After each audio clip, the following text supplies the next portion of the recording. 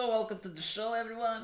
I'm your host, the Angry Romanian.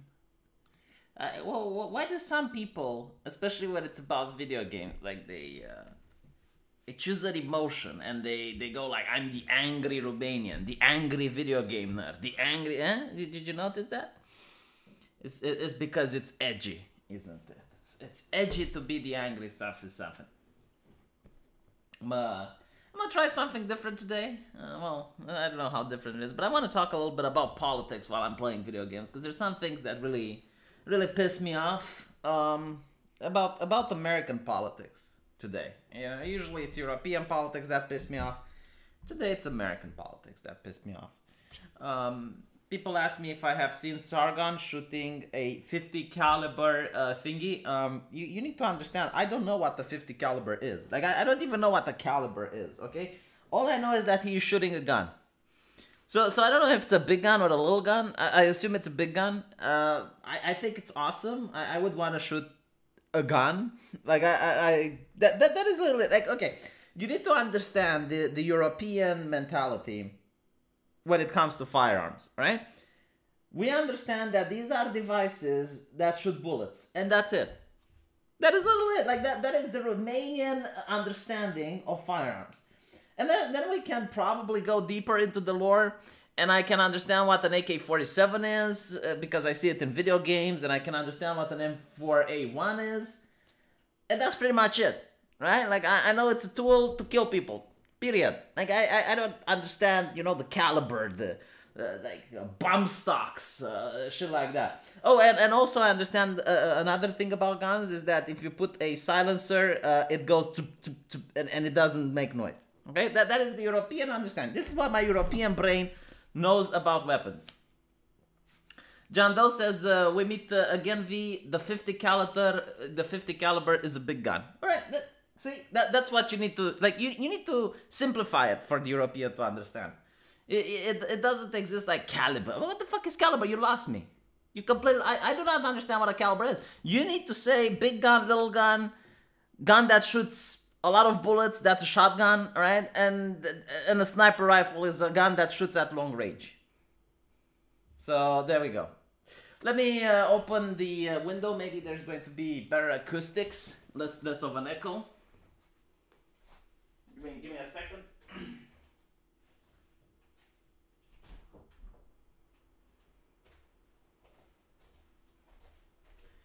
Let's try it now, because I gave my rug to the cleaners, and apparently it's going to be ready on the 1st. So until the 1st, there's going to be echo as I make videos. Is V live stream run by you? Don't change the subject. No, it's not run by me. I already answered this on the kill stream. It was a time where my main channel went down. So what I had to do was to get someone else to run my channel in order to open another one because of YouTube regulations. I didn't think I would get my main channel back. That's the thing. I got 3 community strikes. It was down for good. So I thought, well, shit, you know, I need to open another channel. So I asked someone else to open it. And it's not my channel. Which is something that I haven't changed. It's like, well, why change it if it works? Got my main channel back though. I removed the, I managed to get Trusted Flagger to remove the strikes I got. So, there you go. It actually sums up European mentality when it comes to guns perfectly. Although you get airsoft enthusiasts who use air guns that know a lot about guns because of that. Yeah, I fired an airsoft gun. Was very soft, a lot of air involved. So, I want to shoot guns. I want to go to America. I want to shoot guns. So anyway, we can talk about politics now. 19 people watching. Holy shit. Why are 19 people watching? There's so many good streams you can watch. Instead, you've made the conscious choice in order to watch my live stream. So, it's something that I find it absolutely fascinating in American politics. with how do you pronounce it? Kavanaugh, Kavanaugh, or some shit like that. You know, some guy that's apparently nominated to join the Supreme Court. And the entire leftist establishment is losing their mind. Like, they have gone completely batshit insane over this. And if you watch some previous videos, it actually shows leftists, like Democrats, literally saying that they want to put judges on the Supreme Court that are left-leaning, that are very progressive. So they have like a progressive interpretation of the American Constitution. So a perfect example with this is in the case of gay marriage, right? Now, in the case of gay marriage, it was actually going very fine democratically, like more and more states were voting on the issue, until suddenly it came up to the interpretation of the Supreme Court, and they interpreted in their wisdom that the founding fathers, the ones that made the Constitution, they actually meant gay people as well. So it's just that for hundreds of years it happened that Americans, time and time again, they didn't know how to interpret the Constitution correctly, but luckily, you know, now we are enlightened and we know what the founding fathers really meant. They were okay with gay people. And then they forced every single state to adopt the idea of gay marriage, even the states that haven't voted for it yet. So it was in a way of shoehorning in something without actually allowing people to vote on it. And this is what the left wants to do, it seems, in the United States. They want as many left-leaning judges to give very progressive interpretations of the American Constitution. And of course, Trump did not choose a left-leaning judge. He probably chosen a judge that is going to interpret the Constitution, in my personal opinion, right? This is subjective, but I think he's going to interpret the Constitution in a way that's correct, in a way of the way the Constitution was meant to be interpreted. And the left is absolutely livid. They are frothing at the mouth. They just can't understand. Oh my god. So they come up with this really interesting accusation of sexual harassment or whatever. You know, something with sex, something with the cock and pussy. The lefts are masters of the cock and pussy, by the way. And it's like, really? Are people really believing this? Like, is this something that is happening? Okay. It's not going to hold. Like, he is going to be the judge on the Supreme Court. And the only thing that the left does is throwing these tantrums, is making them look bad. Which is quite funny, because apparently the lawyer of the woman that's making the accusation was wearing a socialist t-shirt. Like, it just goes to show. I'm going to make a video about it, you know, maybe I should stop talking now, because I want to make an entire video about it. It's just so fucking ridiculous. Like, just, it's so transparent what they're trying to do. Yeah, I think Sticks and Hammer talks. Oh, come on! What the fuck? I think Sticks and Hammer talks about it a lot. Yeah, I don't even know if I should keep streaming Tomb Raider, to be honest. Like, I'm not getting a lot of people interested in it, and to be honest, it's not such a great game either. I think it's the weakest in the series, and that actually says a lot. Well, actually, no, hold on. I shouldn't be able to say that's the weakest in the series. I think it's like Tomb Raider 2, and that wasn't very good either. It was average. And I mean, look at the impact, right? Like, I'm shooting at these people. There is absolutely no bullet impact, right? Like you say.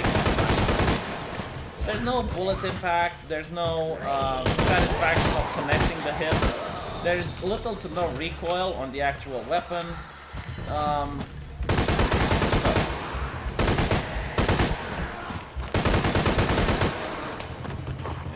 It's very meh. Very meh. Someone wants me to keep streaming it.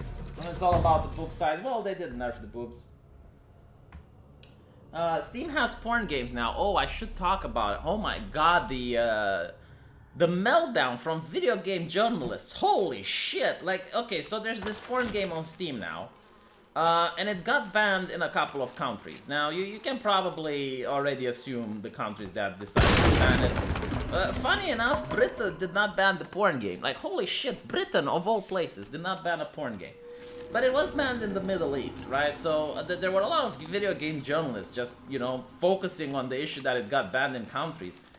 Because the message they want to send is clear. Like, don't make porn games, they don't sell, right? That is literally what they want. And it's fascinating because there is an entire industry of porn games that sells quite well in Japan. Like, Japan makes a lot of hentai games, which sell very well. And they all mostly sell in Japan. Like, usually if they sell in the Western market, it's because you get some fan that translates them, and then people buy them. But I don't think like there's that many Westerners that play Succubus Prison or Monster Girl Quest, or you know, like any of these hentai games that are actually quite popular, especially in Japan. Like, I love Monster Girl Quest because it makes fun of comedy. That's like, you go into a hentai game, you go in for the jerk off, and you stay for the politics. You know? I think I made a video about it, to be honest. It was quite an interesting one.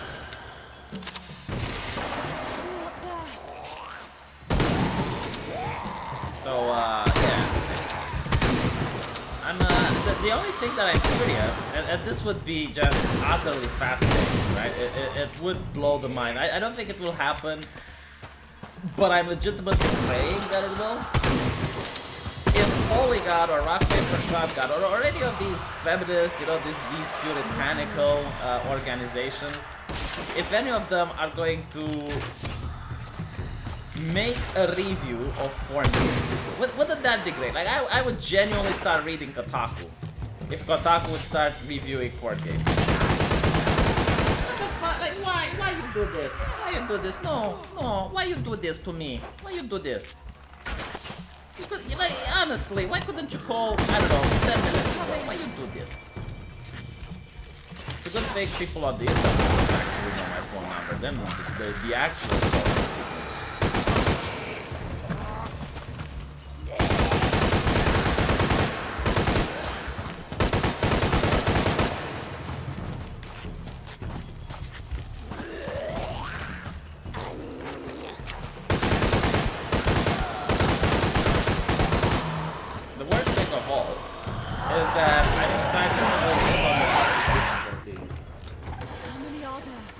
So the game actually takes longer. I'm genuinely, I have to say, I'm not very excited about it. But I can't say I don't enjoy it, but at the same time, there are other games that I would rather play. Let me put it, you know, in the most polite manner.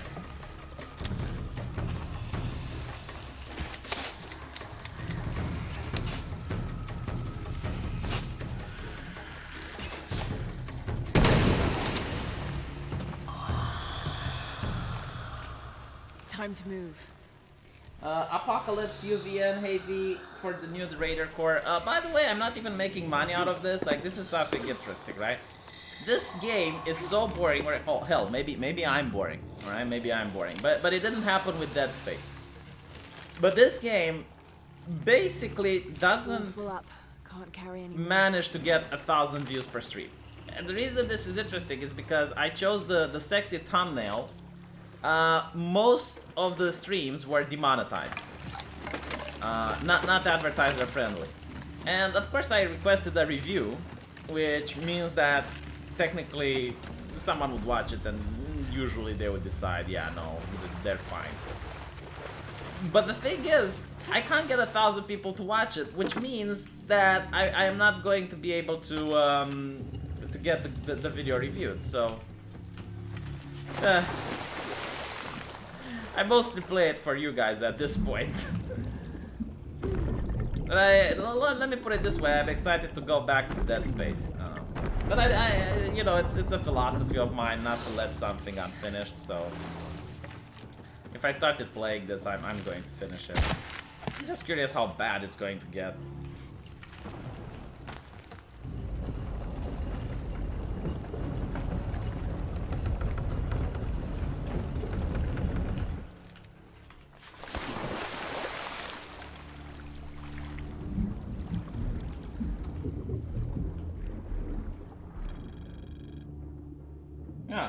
there's Chronos politics. See, this is what I like.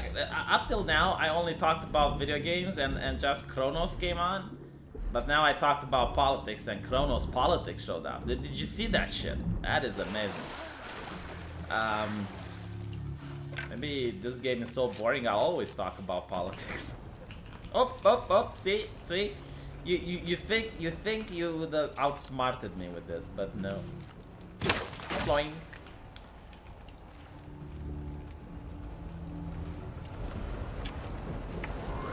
Have to find a way across. At least this game taught me that capitalism is bad. You know, like if I wouldn't have played Tomb Raider, I wouldn't know that. Capitalism is bad, and it's hurting the poor innocent folk in whatever this takes place in. In Peru, yeah.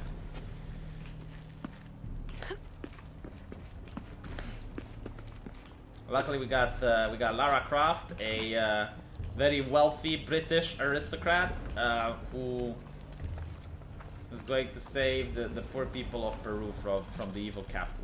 1st of December, 1603. A strange noise woke me in the middle of the night. I found Lopez still staring at the fire, though now it was nothing but coals. I asked him if he'd heard the noise as well, but all he did was grunt. I wrapped a blanket about his shoulders and built up the fire again. Then I sat and listened. Far-off shrieks and hisses, likely distorted by the twists of the caverns. But underneath all those sounds, I heard a faint thrum. I've heard something like that before, but rarely, and only when in the deepest of prayers. It sounded like the voice of God. Right.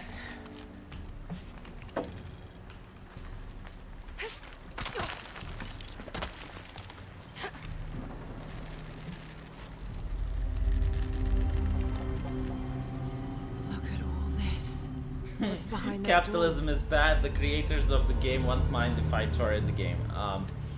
I cannot approve or disapprove. Let me put it this way.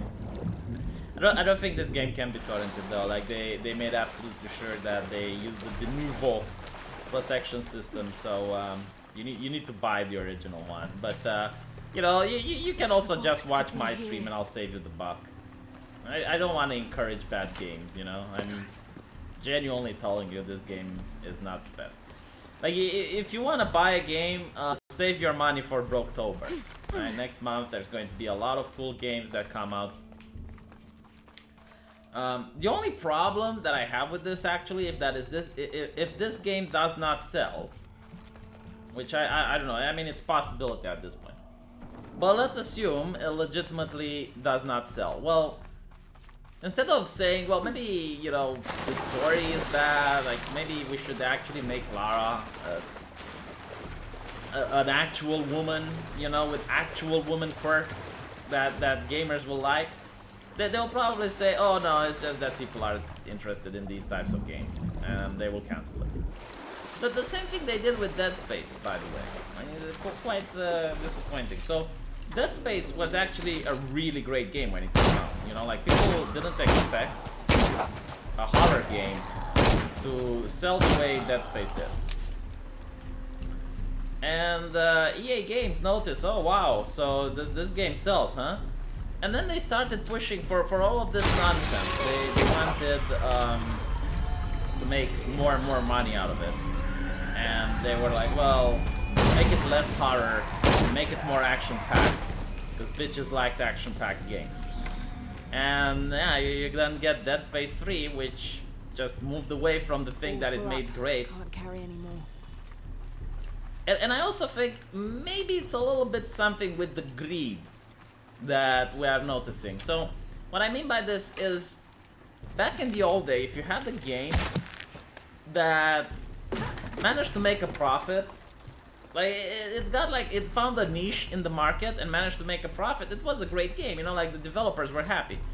Take for instance Heroes of Might and Magic. You know, Heroes of Might and Magic was by no means a juggernaut. It was a fun game, you know, people enjoyed it.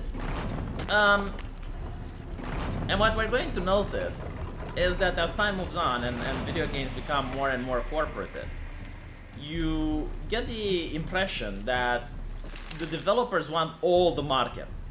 Like they're not just happy with selling and making a profit. No, they want it to be the next AAA game. They want it to be the next blockbuster. So you're going to get games that normally they have a fan base and it might attract people to play them. But if they're not like the most popular shit ever, they're pulling the plug out of it.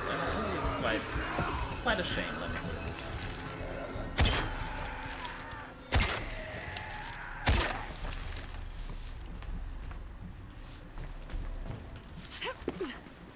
All right. Right. Let's do this puzzle again. Crack, crack, crack.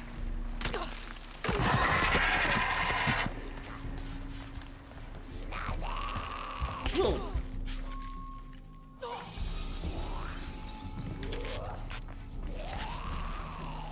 Did he actually teleport behind me or what?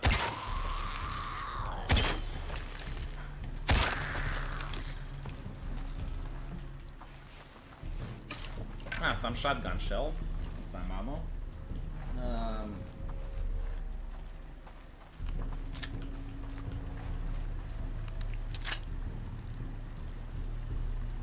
Yeah, the video game industry should take a niche, a hint from manga. Like, there is another thing with the video game industry, right? You got the indie game developers, and the indie game developers, they're doing quite well. But the problem with the indie game developers is that if you want to sell, you need to somehow reach the mainstream. Like you need to inform people, hey, by the way, I'm running a Kickstarter. And the way to do that, like the most common and obvious way to do that, is to get video games journalists involved. So if you want to get video games journalists involved, you have to virtue signal to social justice in a way, right? Like you definitely need to come off like you make a feminist friendly game, basically, right? A social justice friendly game. And if you don't, what happens is that you will notice the game developers, the publishers, the press, they don't talk about your game at all. Like they're not going to shit on it. They're just going to completely ignore its existence. Now, if you also talk with YouTubers, like for instance, you would go to someone like me, and I generally had this, like, I'm not going to name the developer that I spoke with, but it was an indie game that I liked, and I talked to him like, hey, this is some bullshit, do you want me to present it on my channel? And he said, well, no, because look, you need to understand, your channel's like this, and if I come on, it'll be like blah, blah, blah. And I'm not going to name the developer, because I don't think it's his fault, but you kind of get where he's coming from, right? Where are they coming from? I mean, these people make mortgages, and they put their entire livelihood on the line. So I'm not going to judge them if they don't want to come on my channel. Even though I think it's a bad idea, I think I can genuinely help them sell more video games. But, well, you know, it's their choice, basically.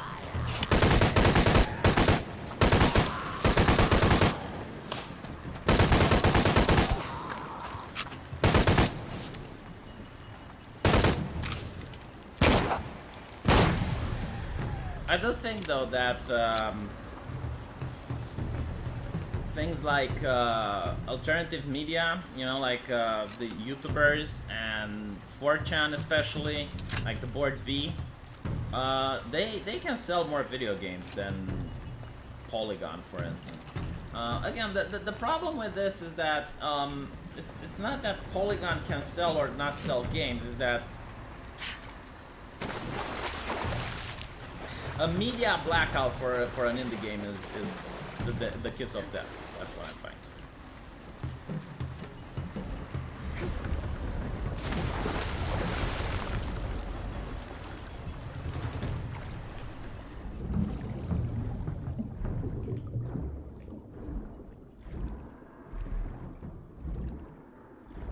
But the main issue with this game is that it's a reskin, so it comes up as very lazy. I think another example of a reskin would be Far Cry 4 compared to Far Cry 3. So they noticed that Far Cry is very good, like Far Cry 3 is very popular, people play it, people buy it, and they use that momentum, they use that success in order to make Far Cry 4. So what ends up happening is that Far Cry 4 is just a reskin of Far Cry 3.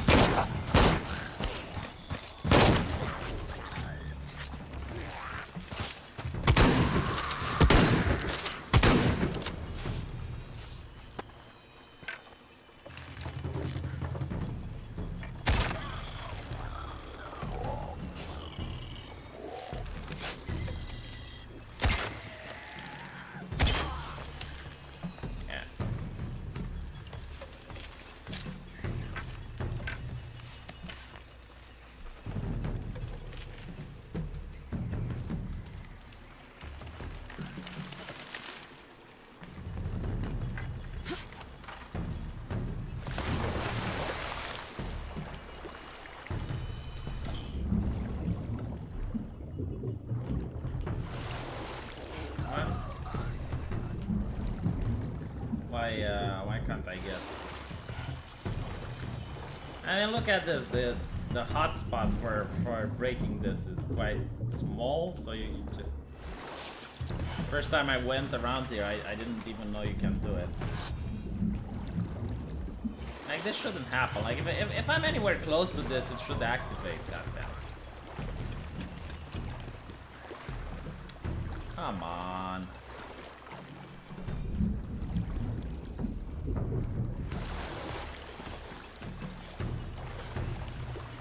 This is ridiculous.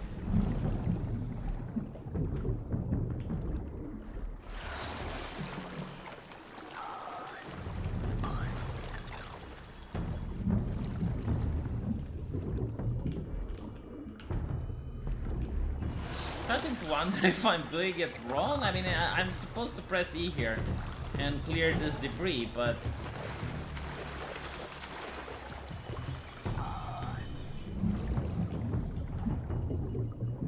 oh, there we go. See, so it activated, but then it went away.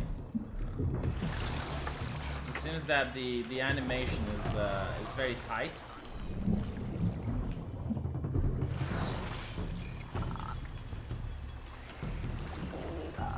If I just press E like a retard, eventually I'm going to get the.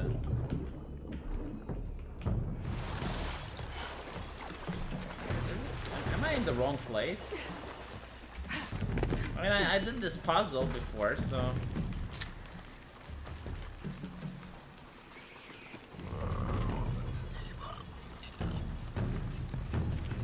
No. I was in the right place. What the hell?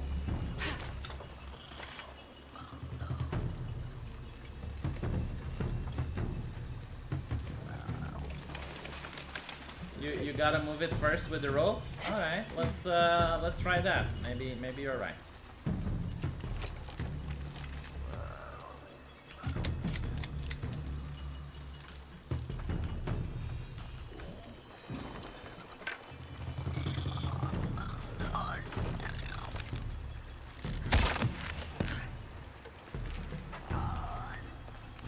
It won't turn.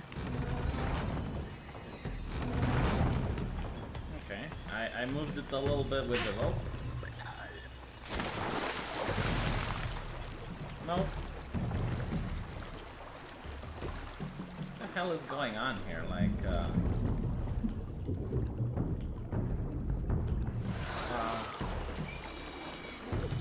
this is definitely a bug. Like, it's not supposed to be like that. Yeah, I already did this puzzle. You're coming here and you need to take care of that debris.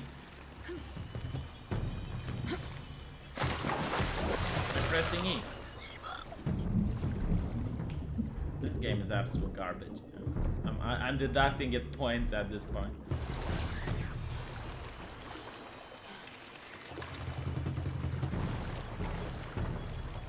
No, I haven't died. It's just that I'm being stuck at a bug right now.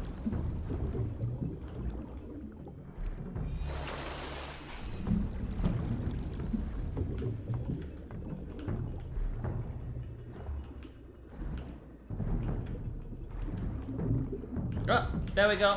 I think I found the hotspot. Hold on.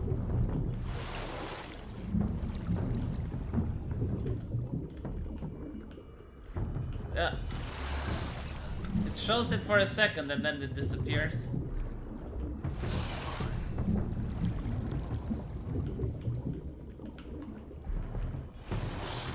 This is absolutely insane. They should patch this. It's funny, the first time I came here it was like quite easy to hit it, but now... No, it's got nothing to do with the rotating wheel thingy. I mean, I do see it pop up, it pop-ups for a second and then it disappears.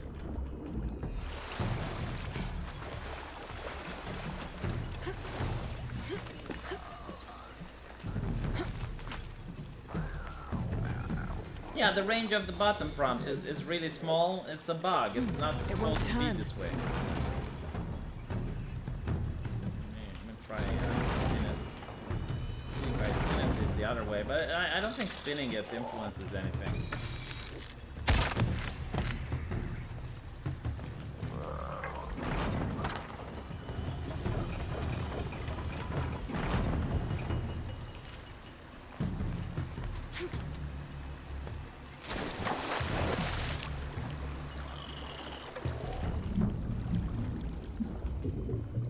Oh, God damn it.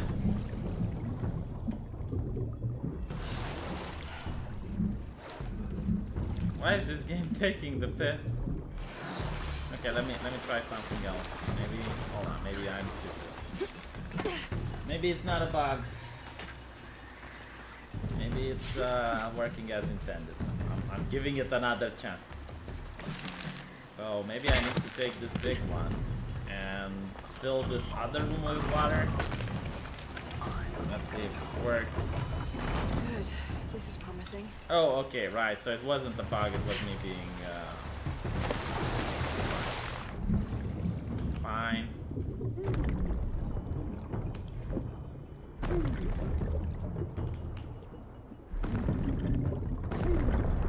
No, I can't quick save load. It's the difficulty I'm playing at. It doesn't allow me. I can only save at campfires. If I knew this game was the way it is, I wouldn't have played it on the obsession difficulty. Healthy obsession, I believe. Whoa, whoa, whoa, whoa, whoa.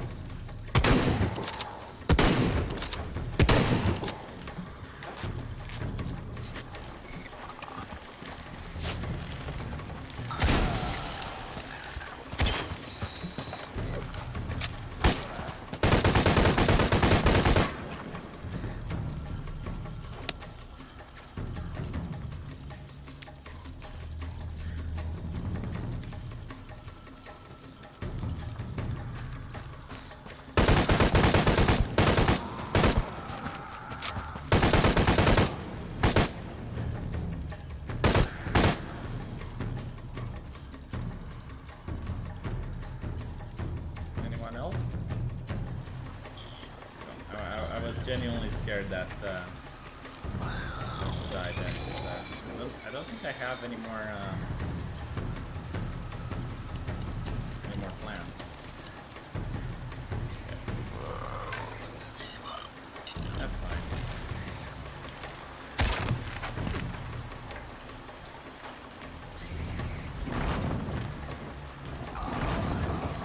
Also, did you notice that in this game everything is a female leader? Like, okay, so obviously I don't mind Lara because, you know, she's the protagonist and all. But then as you look at it, the leader of the rebel is a woman.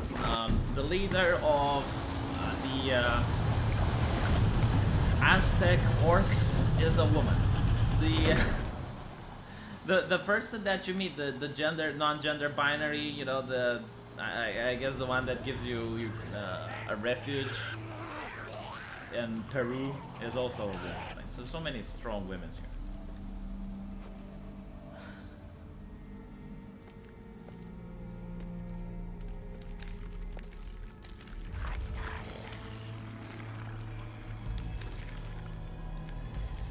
I mean, look, you know, she pushes the men aside. She steps forward. She's the woman. She's the leader. And if you look at Aztec culture, no, it was very patriarchal. No.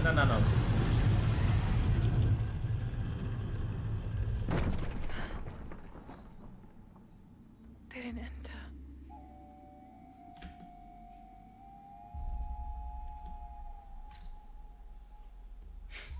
They look like VDSM fetishists. Yeah, they kind of do. But you know, all cultures are beautiful, all cultures are equal. Stop judging them. These figures, they look like those creatures, but they're graceful. Yeah, Sheol. And I really hate Lara's facial animations. Like she always looks like she saw a dick for the first time. And she's so like, wow, what is this? Oh, what is that? Paradise and brought to earth. Those creatures. Neither false gods nor zealots shall be allowed to pass. They're protecting it.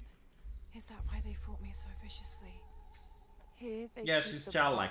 Honestly, like progressives, they only know to make two types of women.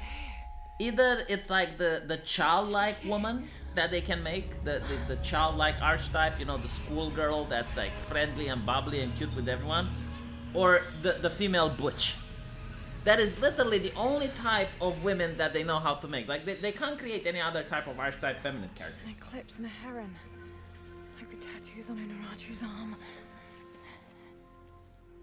Another cutscene that I'm not allowed to skip.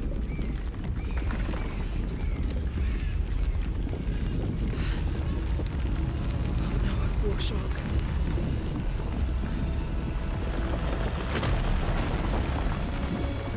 So they didn't want to chase me in here, but all of a sudden they do.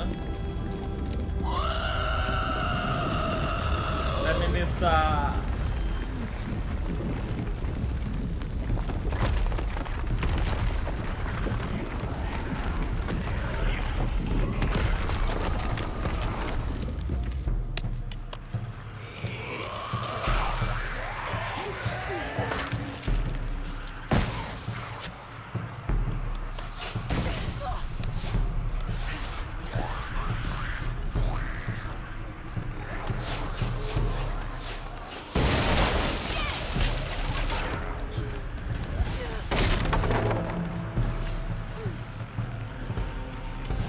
chase sequence is not really well. I like it.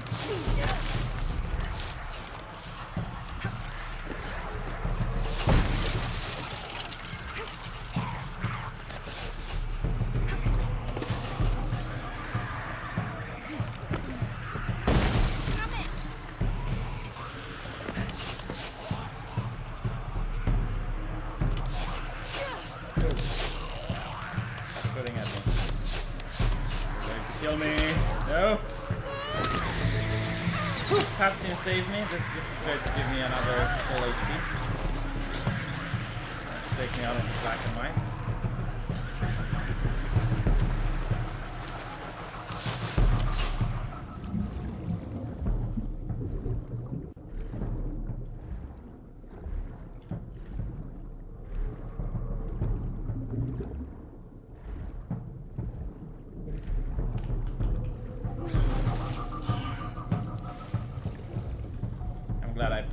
Into holding my breath. Yeah, no, this is actually a really good part of the game. I like the chase sequence. I like the way she escaped. I guess the game does have its good moments.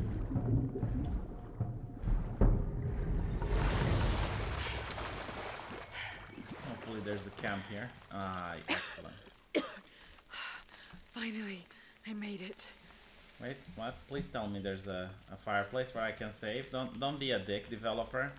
Don't be a dick. Think about the people who play on hard mode. Please. Pretty please.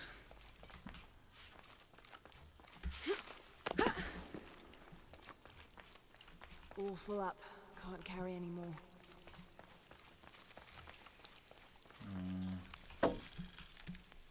If I die here, I have to make all of that all over again. Which would be a little bit unfortunate, I would say.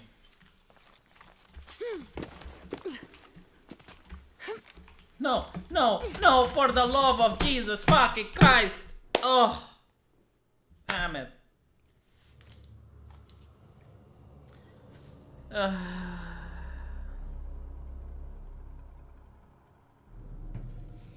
I pressed upward and jump, but because I was looking right, the game thought I want to jump right, so here we are again.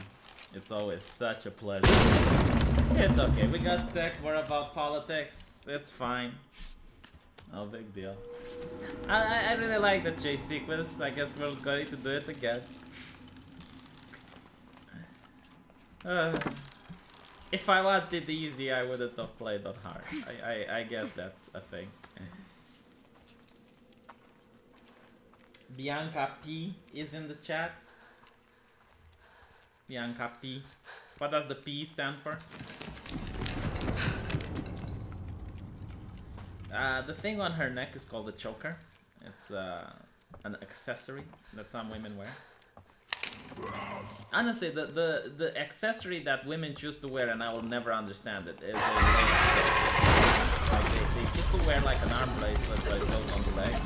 It's just weird. Like, that's a little bit too much. To be fair, there was also a man accessory that rappers were using. And it was like a golden cup. You know, like you see all these rappers, very, very expensive jewelry, like gold. You know, like they just basically would wear tons and tons of gold. And then they would also like have a cup, just a cup. Well, usually with diamonds, right? But they would carry the cup around, like that's it, like that was the accessory, right? You go around and you carry this cup in your hand. Like why? Why the fuck? What? I just couldn't figure it out. For me, it was just fascinating. They keep coming. You know, it's like when you just can't add any more jewelry on your clothing, you just have to carry some around with you.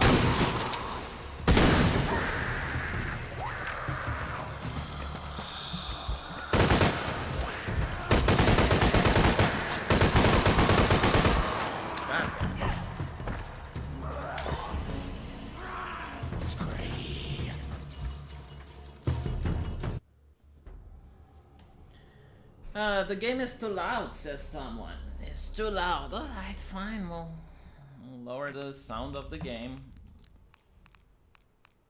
Displaying graphics, audio, and language. There we go. We can adjust. You know, the chat is king. I'm not going to go up Alaska and go against the chat.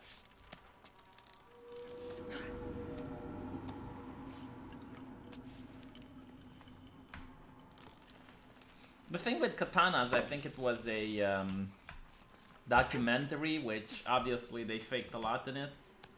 And they basically say that, oh my god, the katana, it's the best shit ever. And they start stabbing a plate armor with the katana.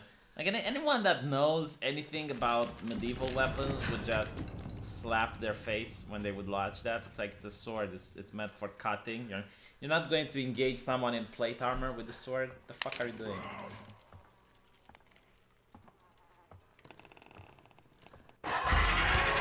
Yeah, the katanas weren't really that good. It's mostly that Japanese people. I think they either had inferior skill quality, which is actually the actual, or they didn't have the technology of Europeans to blacksmith. But I think it's actually the fact that their skill was of inferior quality. So obviously the two-handed sword was the better choice.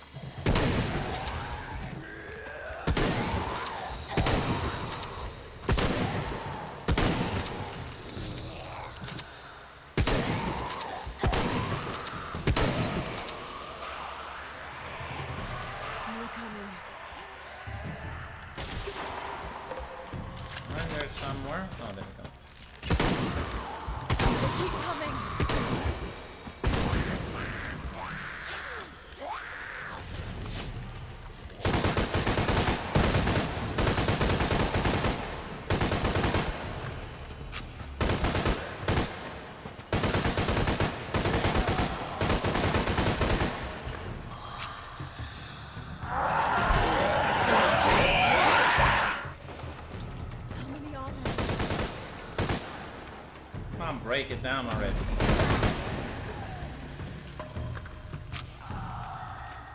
Time to move. Hopefully I won't die again, otherwise I'll have to do all of this.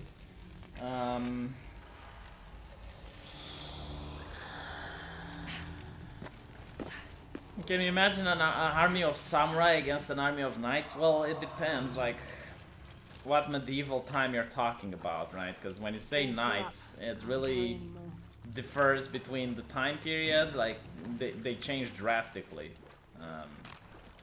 But if you're talking like knights going on a crusade, they would utterly decimate the samurai army. There's no way. Hey, you need to understand, most people were built and equipped. They were armed and equipped to usually face the threat that they were facing. So, the people around the civilization, like the neighbors and the people they would wage war with, basically dictated what the civilization was equipped with. So basically, if you were facing against, let's say, people that carried shields all the time, you'd notice that that particular civilization would have hooked swords. And the purpose of the hooked sword would be to grab the shield and use it like a hook to tug it away, while someone else in the formation would stab at the guy that was carrying the shield. If you didn't fight people with shields, maybe the swords wouldn't be hooked. So, that's an interesting fact, you know? There we go. And obviously, samurais were never meant to fight crusading knights. So that's why they would not have the equipment required to fight off against a crusading knight.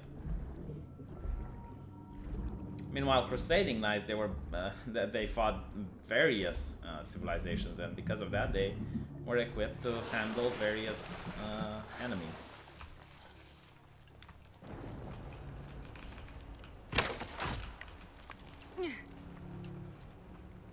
Yeah, it's called traditionalized combat. Why is someone in the chat that knows what you're talking about? Like, there is no way you can add a piece of lore that no one has heard about without a smart ass coming in and it's like, oh, I know what you're talking about. It's called stylized traditional combat. It's like, okay, yes. Damn it, I wanted to feel good that I'm breaking the news, you know? Like, I'm the one educating people about some new shit, but no, there's someone in the chat that already knows it. It's traditional stylized combat, you know? Yeah.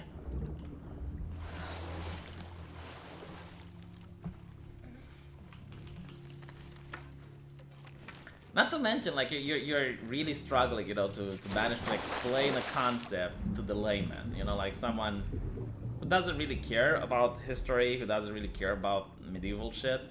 And you don't want to, like, oh, it's traditionalized, stylized combat, you know. Like, no, you wanna, you know, like, explain it for the common man. So you're using a lot of words, you're trying, you know, your best to find a way to explain it and to reach the person, and then someone comes and is like, John Doe, $2, lol V, you tell them. I appreciate that, John Doe. Thank you. Have to find a way of this.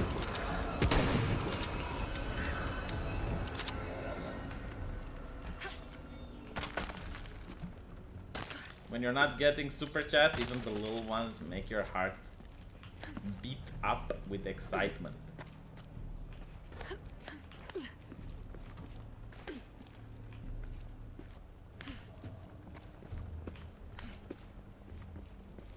Now we got JF's girl in the chat. How's it going, JF girl? How's JF doing? By the way, what is JF talking about nowadays? Because I haven't watched your show in a while. I spoke with Halsey, and Halsey apparently Halsey really liked JF. Like he likes your show, watches all the time, gives him $20 as usual. And apparently Alternative Hypothesis is teaching Halsey how to do good videos. And I was like, what? The Alternative Hypothesis idol? Yeah, apparently he's teaching him how to edit videos and how to improve his quality.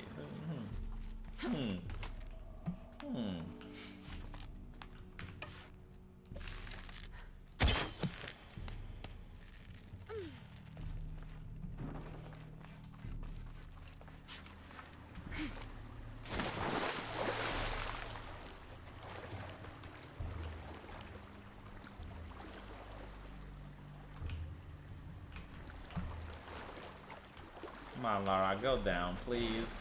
Go down, Lara. Dive, dive, dive. She doesn't want to dive. I'm pressing the dive button, by the way. Doesn't seem to work.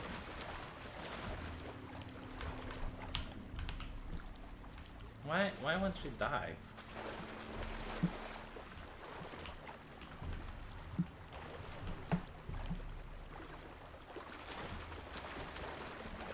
Something's wrong here.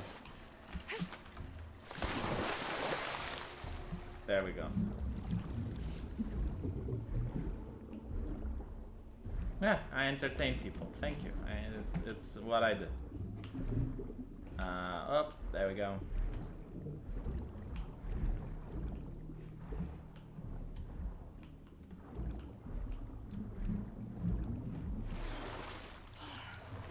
Oh, now she doesn't want to dive again.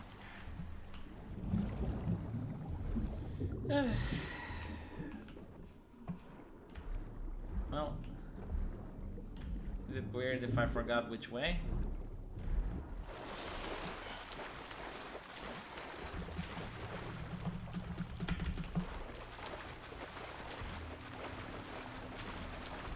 I think I need to go there, but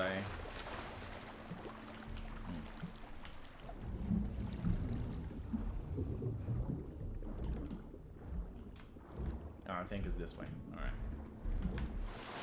Yeah, definitely this way. Come on, get gas.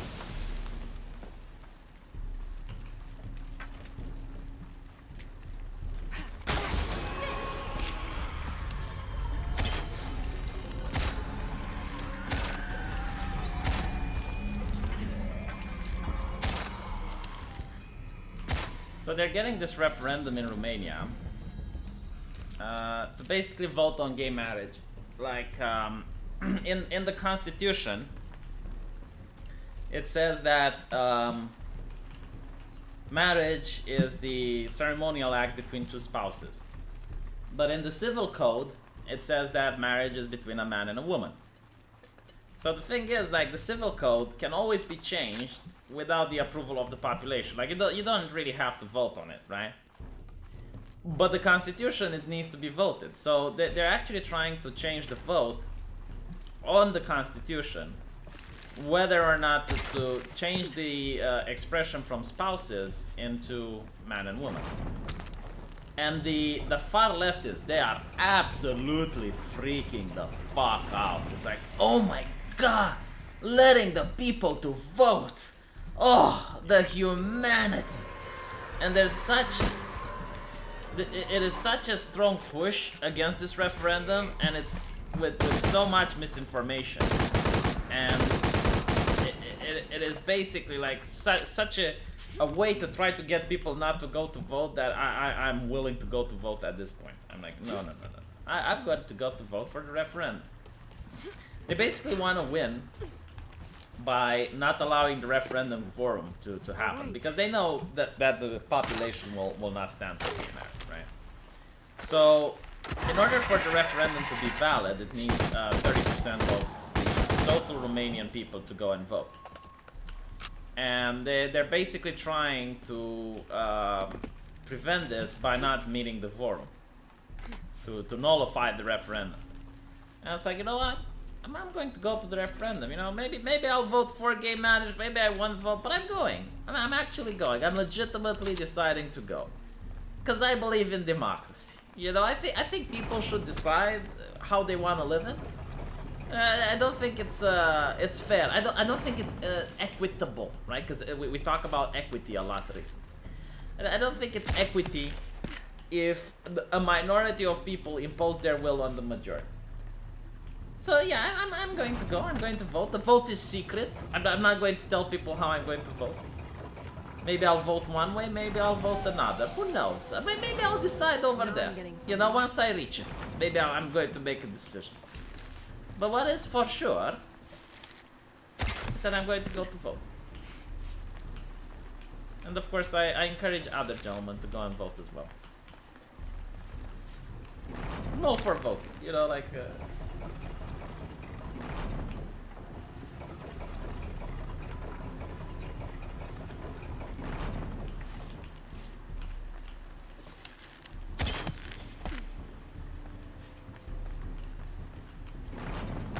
Any Romanians in the chat? I'm genuinely curious. I'm legitimately curious. Yes, this'll do. Almost done.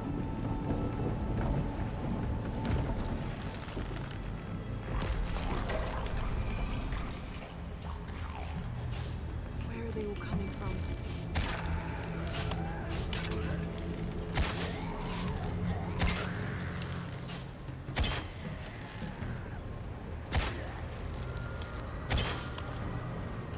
No Romanian in the chat. I was curious if other people are going to go vote or not. And if you're not voting, like, let me know what your opinion on that is. Quite funny, like, it takes a while to piss me off to make me go vote, right? Like, in my country, I usually don't vote. And a lot of people are like, oh my god, how can you say that? How can you not vote? It's, listen. The Romanian politics allows, like, imagine in America, right? It allows for Democrats to go to the Republican side after they get elected. But the thing is, you vote on a list, like you vote in a block. You don't vote for the individual person. So like you would vote Republicans, and you have to agree with the 20 people that are on the list, whether you like them or not, they're going to go in. So you're basically voting for a party. But the problem is, after the elections, let's say the Republicans can win 60%, Democrats 40%. But then so many Republicans can just choose to go to the Democrats to the point where you get like a completely different outcome than the one you have voted for. So until the system changes, I see absolutely no reason to go to vote. But in the case of the referendum, no, I'm going to go to vote. I'm going to cast my opinion on gay marriage. Very important.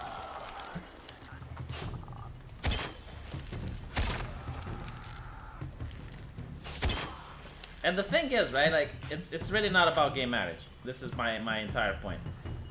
There's this colleague of mine from the University of Medicine, and he's a very good doctor, but he's very, very progressive. Like, he's definitely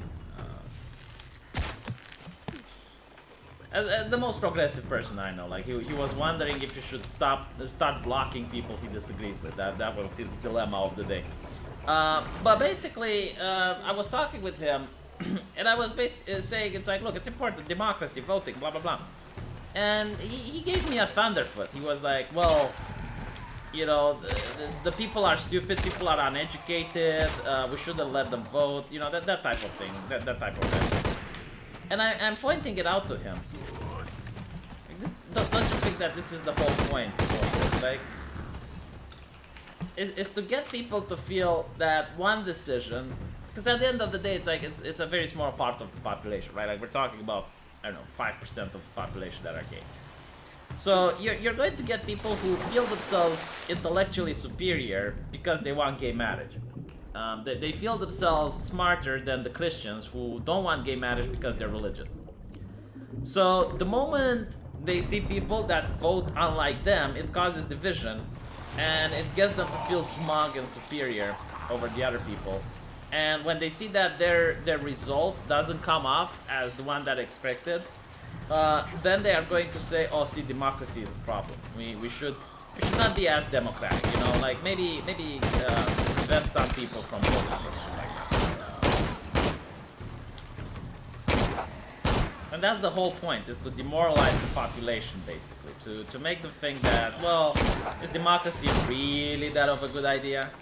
And the answer is yes. You look at the world, it's kind of hard not to notice a pattern. People run away from countries that aren't democratic, and they go towards countries that aren't.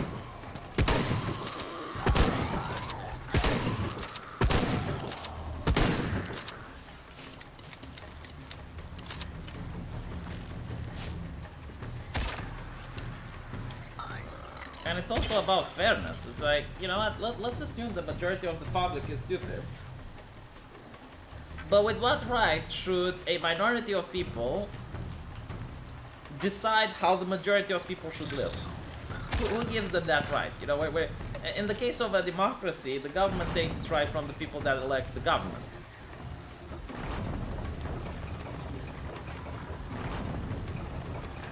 But in their case, like, who gives the European Union the right to impose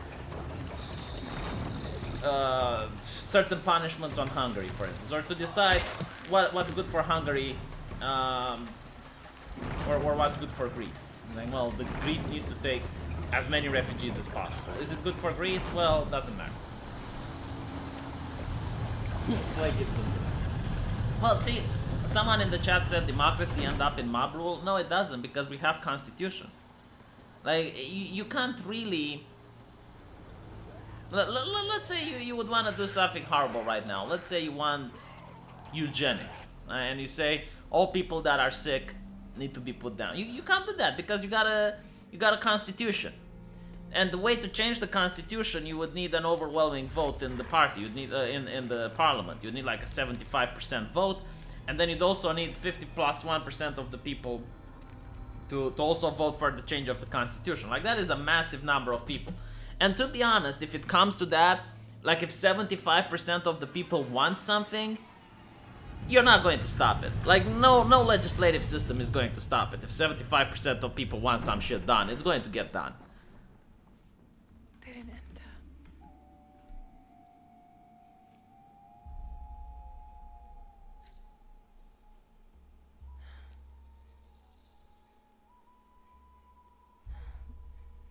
Why should the majority have the right to oppress the minority?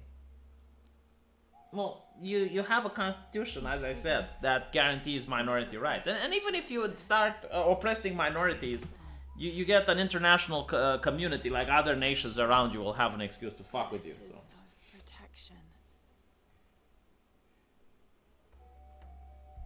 Yeah, if Europe was 75% Muslims, the other 25% would not be able to do anything. It's just... but assuming the Muslims would agree with each other. Because usually Muslims don't agree with each other, so it's not even that they would be a united force. You'd need a specific branch of Islam that would unite, and they would agree on things in order to get it done. And the thing is, that's quite difficult. I mean, take for instance Saudi Arabia and Iran. They don't agree with each other.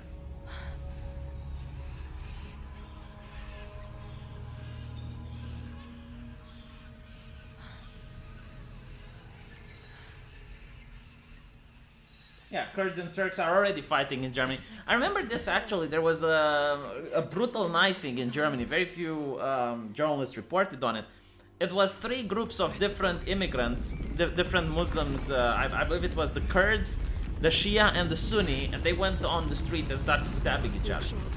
And it was like, oh wow, that's like they're playing the Middle East. They're replaying the Middle East in the West. That's what was going on. It was just hilarious. I wanted to report on it, but I couldn't manage. Someone said all of them will kill the gays. No, they won't, because you get the Kurds that don't want to kill the gays, and most importantly, like, you're assuming that Western Muslims are going to be 100% like the ones in the Middle East. I'm pretty sure they will also get Western influences. In fact, there's Islamic scholars in Saudi Arabia that can't stop talking about how worried they are that Western Muslims are being poisoned by the West. They're taking part of Western culture.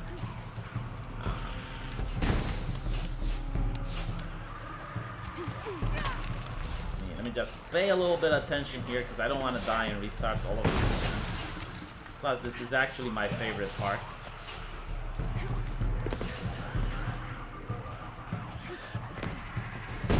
The first chase scene in the game was actually bad. This one is really good made.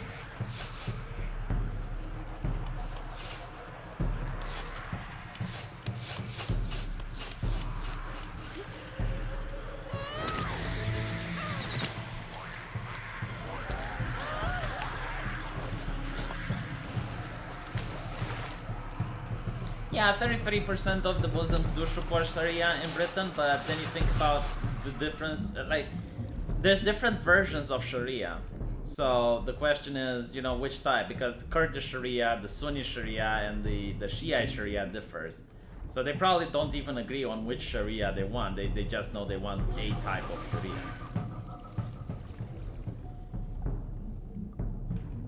I mean, I genuinely don't believe that we're going to see Sharia in Britain, and the sense you see in the Middle East.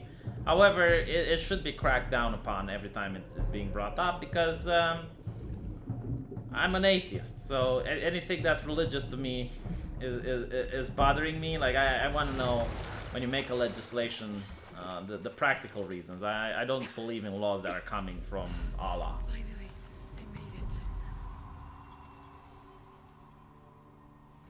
it. Catholic Sharia. Is that a thing? Yeah, I mean, the way to fight it is to ridiculize it. It's like, okay, you get your Sharia, but we want Catholic Sharia as well. And if you want Sharia, then I guess we need a legislation on the entire nation that you're not going to sell alcohol to Muslims. It's like, well, you're a Muslim, you're not allowed. I mean, Sharia law is a thing, you know? I mean,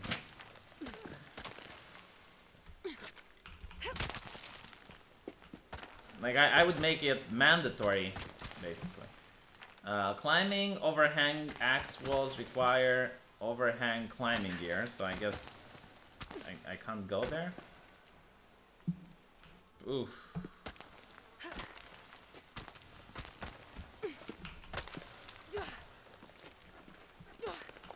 Okay, so she can't. Alright. Too steep. Yeah, too steep.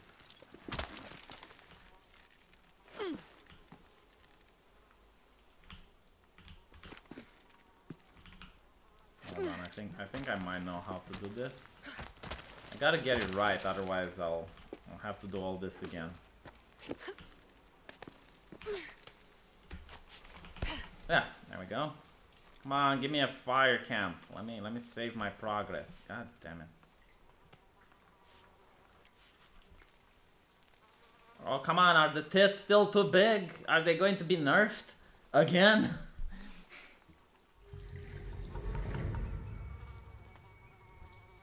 I can use these to climb out of here. But I appreciate the sentiment. I would still wish for a fire camp to save.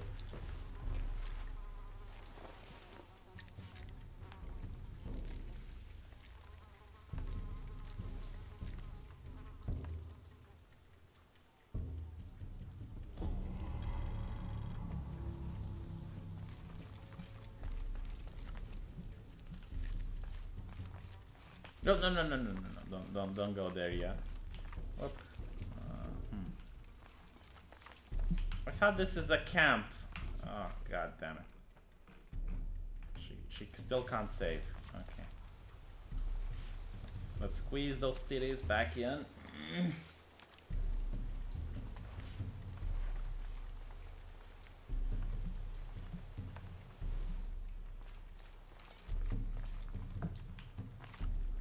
Wait. Think this isn't the way.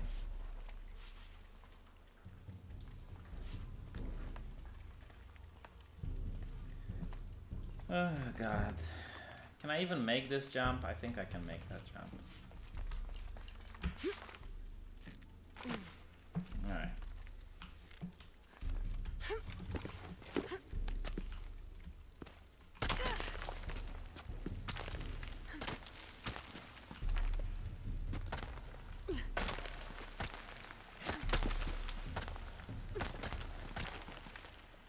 Whoop.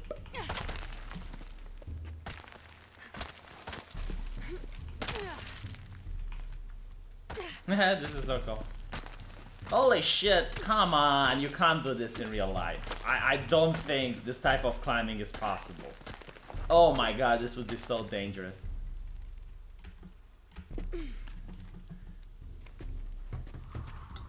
It is quite cool though, I liked it. New heights.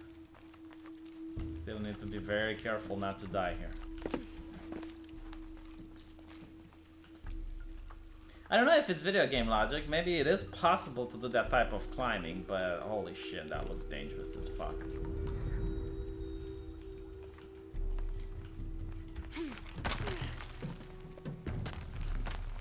Oh my god.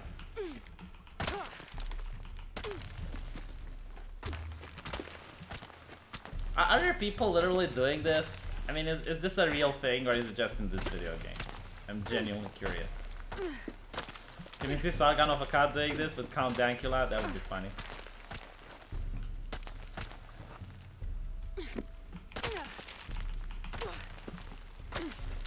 Sargon does it. Only geckos climb like this. I mean, I guess if you got the proper holding in your feet, like the proper equipment like she's got, maybe, but I don't think you can hold on as long as she is holding on. Take up a massive amount of strength.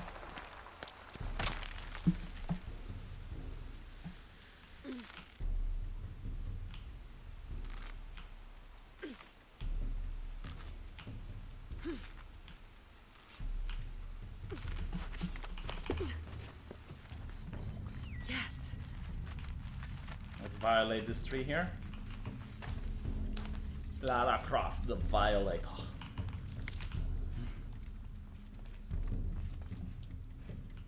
So, still no fire camp. Alright. Oh,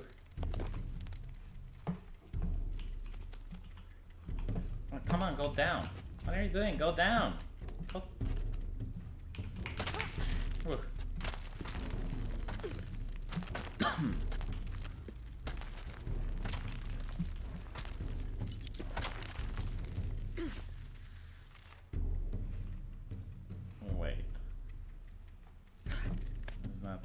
This is not the way. If this is not the way, then which way is it?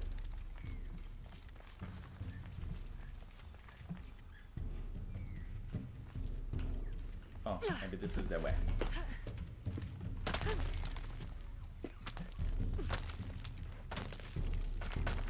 Down climbing is even harder. She's climbing in open-toe sandals. That is a good point. But to be fair, like, you can change the costume that she's wearing, so I'm not going to mind that as much.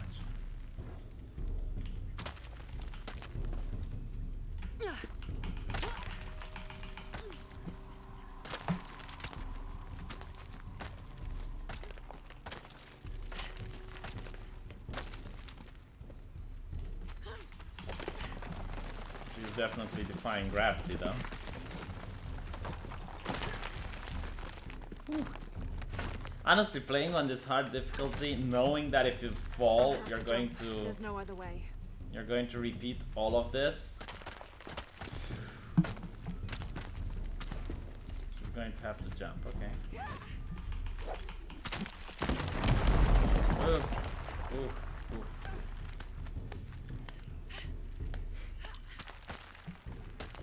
It does feel awesome though, knowing that you have to repeat all that. Gives you an adrenaline rush if you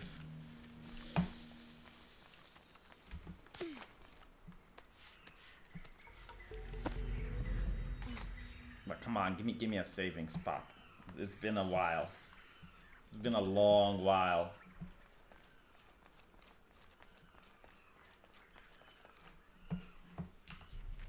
Still no saving spot. God damn it. Okay. Oh, let's try this one. Let's go to some piranhas.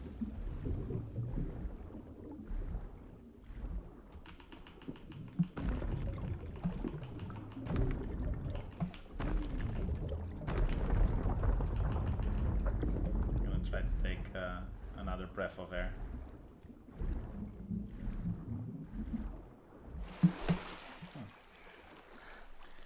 Graphics are really cool underwater though.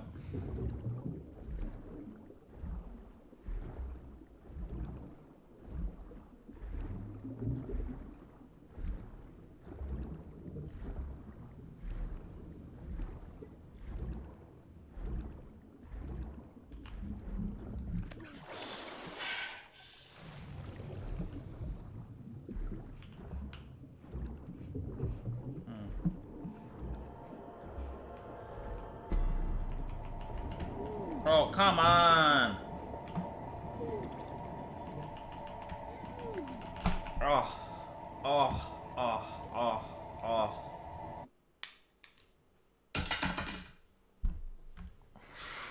Oh my god.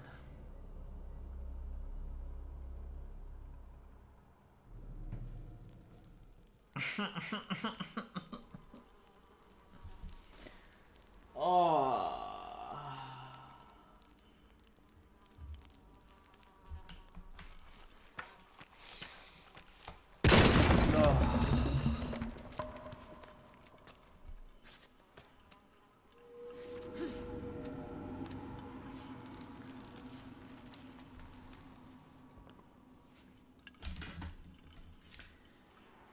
This is torture. I just want to finish this game so I can play something else.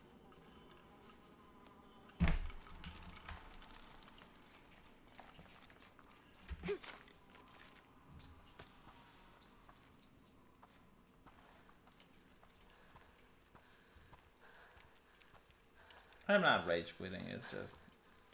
I'm not even angry, it's... I mean, the more you play, the chances to die increase. So, eventually you are going to die of something. The thing is, like... I have to do all of this again, and I bet if I die one more time, I reach that place, I'll probably die again.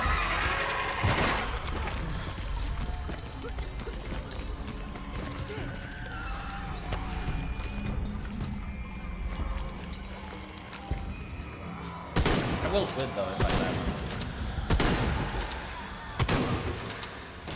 Probably going to reduce the difficulty level as well. Like this is just.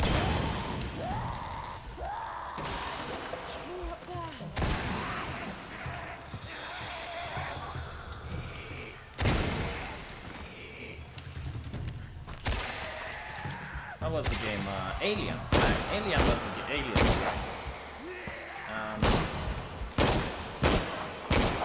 Was a game that also required you to save on specific locations, Resident Evil as well. But at least it didn't take so long for you to get to a save point.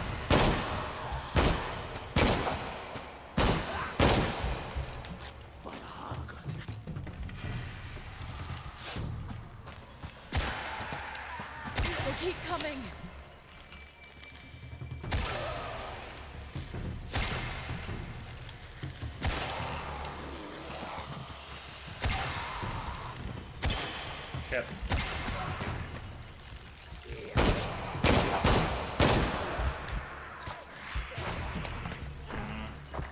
Did you guys? Oh, got a super chat. Steve Connor, at least I got chicken. Yeah, Alien Isolation. Yeah, that one. That one allowed people to only save at specific locations, but at least they weren't that far apart. By the way, did you guys see the new Predator movie? What do you guys thought about the new Predator movie? So I'm really conflicted about it.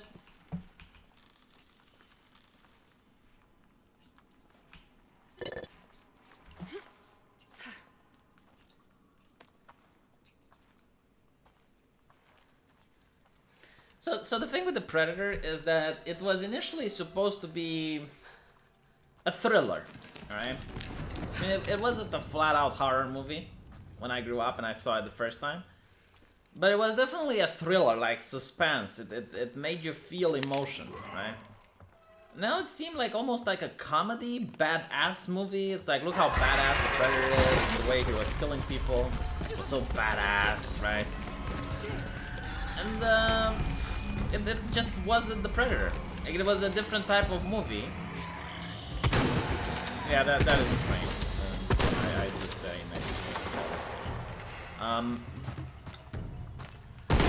so as I was saying, it wasn't a Predator movie. But the movie wasn't bad by itself because it didn't really take itself that seriously. And I guess that's the problem. Like, the Predator did take itself seriously. It was a serious movie, you know? Yeah, sure, you're talking about aliens and stuff. But it basically showed how real people would react if they would meet an alien. So in that regard, it was taking itself a little bit seriously. And this one was almost like a parody, I guess.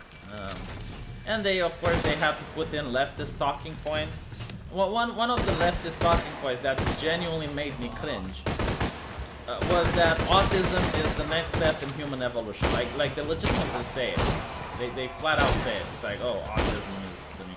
And this was actually a mythos that was running around for a while. And a lot of corporations were hiring autists because it's like, oh my god, being an autist is actually, like, autists are really amazing at math, and autists are the best shit ever, and you need to hire them, and blah blah blah. Which is just like completely retarded.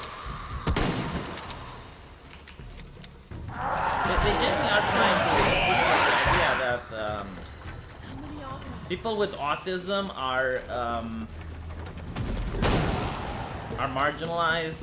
People with autism are basically on the oppression scale, right?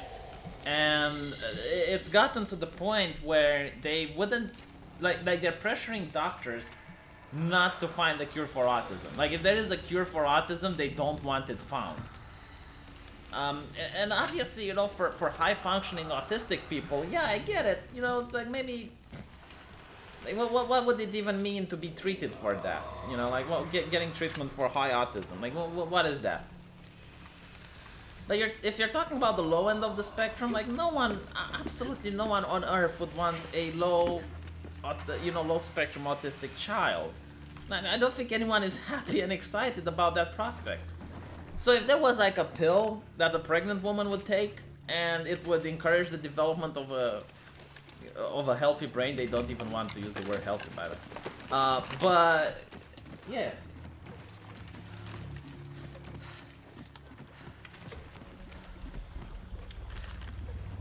Like, they genuinely don't want doctors to even try to find that. It's bizarre.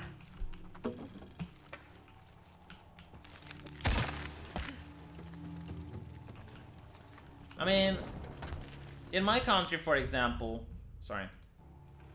there is a screening for Down syndrome. You can definitely get that screened, and in the case you find out that your child is going to have Down syndrome, the woman has the opportunity to get an abortion. Right?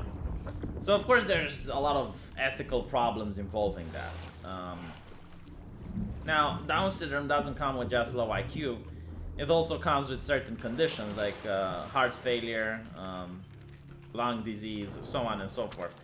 The average lifespan was quite low, but now science and medicine allows for a better quality of life, longer expanded years for people with Down syndrome. But yeah, I get that you have like an ethical dilemma. You know, is this genuinely like doing good to people? You know, like should people with Down syndrome not have a chance to live? And you know, you can make arguments for and against. I can see that discussion taking place. But what I can't see is a discussion like, okay, well, if we can find a cure for autism, like let's say, you know, during pregnancy, the mother will take this injection, and there is a guarantee that the child will not have autism. Is that not a good thing? Should that be protected? And not only that, but then why are people complaining that vaccines cause autism? If there's legitimately nothing wrong with having autism, you know, like all the anti-vaxxer movement will go to hell.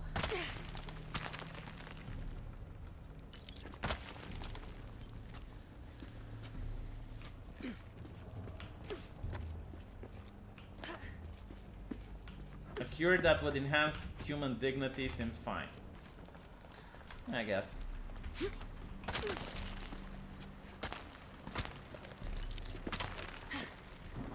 What about the cure for ADHD? ADHD is actually very controversial. Like a lot of psychiatric diseases are quite controversial because of over-medication.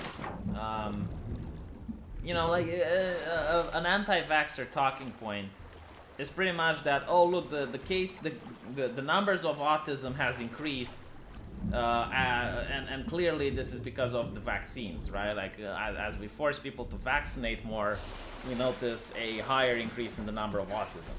But what they fail to take into account is that people overdiagnose more.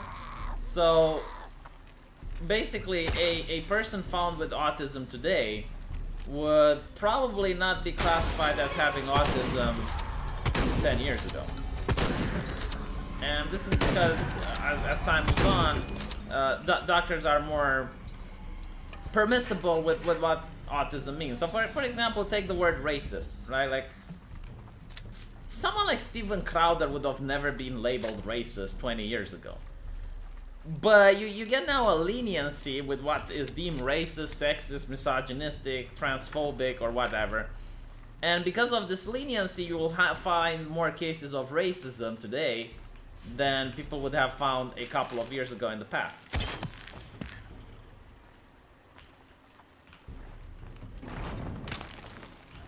So there you go. That's the explanation. And not to mention, like, there's also like spoiled kids, like kids who are legitimately spoiled or lazy, you know, who don't have ADHD, but it's so convenient to blame it on something, right? Like, it's so convenient to say, well, it's not your fault that you're getting bad grades at school. It's because you got ADHD and you can't focus, you know. And I'm sure for some kids it's a legitimate problem, but there are others who are just fucking lazy. They just don't like the school system. They don't like to go to school, so they will blame, oh, well, I can't study because I got ADHD. Most of them are even self-diagnosed. Like, this is what really annoys me, when people self-diagnose an illness, and then they expect compassion for their self-diagnosed illness. And you'll legitimately see this, like, if you go on social justice forums about autism and about shit like that.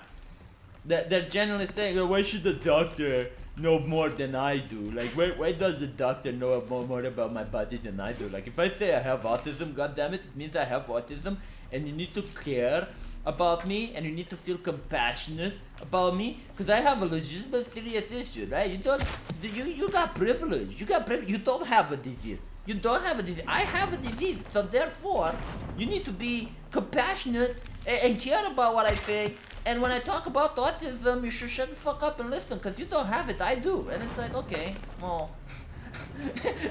you know, like, most people who legitimately have an illness don't wear it like fucking badge. Now I'm getting somewhere.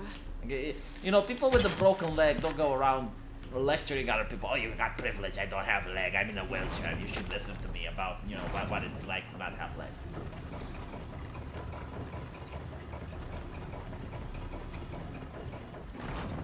This'll do. Almost done. If I'm going to have to do this puzzle one more time, I'm going to get autism. My phone battery is also dying. Thing is, I don't have any more sockets to fill this in, because all the sockets are filled, like the modem, the sound, the monitor, the computer. I got all the sockets filled up. And the only way I can charge my phone is to get to the other corner of the room, so... Where are they all coming from? I can't see the chat. Come on!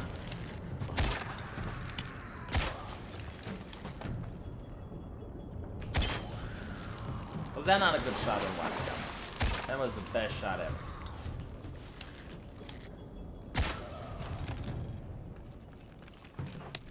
Okay. I'm going to fill the health over there. And look at it, it's, oh my god, so I'm playing at maximum detail. This really triggers my autism. Like, I'm playing at maximum level of detail. I'm pumping this thing with bullets. And it doesn't even show some damage. It doesn't even show any sort of impact. Like, it just keeps coming at me. Come on. I've been using caffeine and nicotine to change my ADHD for a number of years.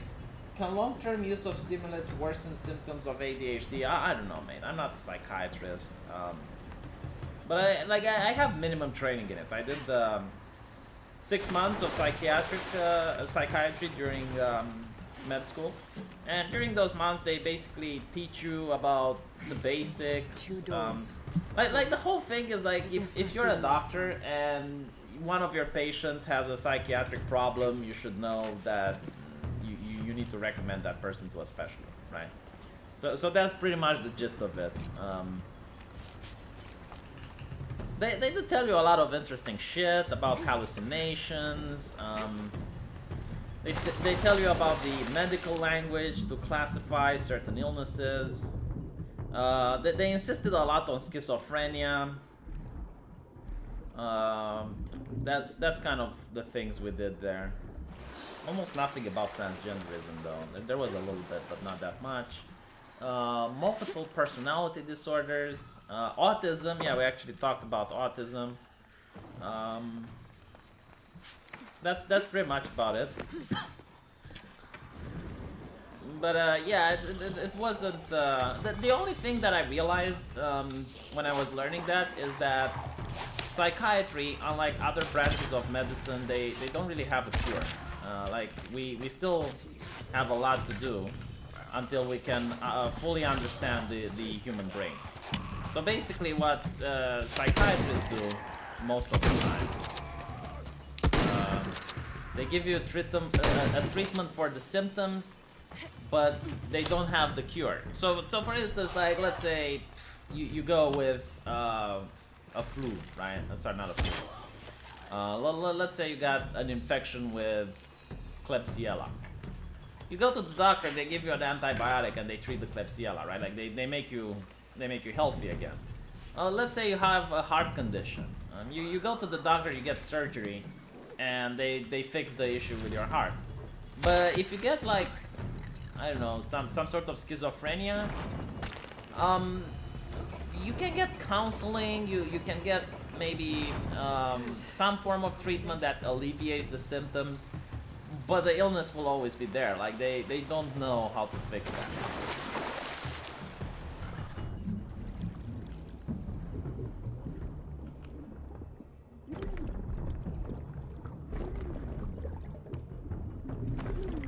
Psychiatry is really the study of deviance. Well, here's the thing, like a lot of psychiatric conditions are experienced into the normal healthy population. Like for example, hallucinations. Auditory hallucinations, most people genuinely have them. So for example, you can sometimes go on the street and you think someone called out your name, like someone, you know, called out to you. And when you look around, turns out no one did. That's an auditory hallucination. Or maybe, you know, you have the impression that you heard your phone ring. Or you had the impression that someone was knocking at the door. And when you go there, you know, and it happens very rarely. I don't know, once a year, once every 5 years. You know, like you think you heard something, but you didn't. So, that's an auditory hallucination. Now, the thing with that is that as long as it's not impacting someone's life, as long as it's not a problem, then it's not really an illness. It's nothing to worry about. But the moment it starts impacting your life, the moment you constantly hear auditory hallucinations, the moment you can't interact in society because of them, then it's considered an illness. Masturbation, another example, right? Like most people masturbate, especially men. So masturbation is not really an issue unless you're doing it so often it actually impacts your sex life. Like, you know, you can't date a woman because you're masturbating so much that it affects your work, it affects your normal career, and then it's when there's a problem.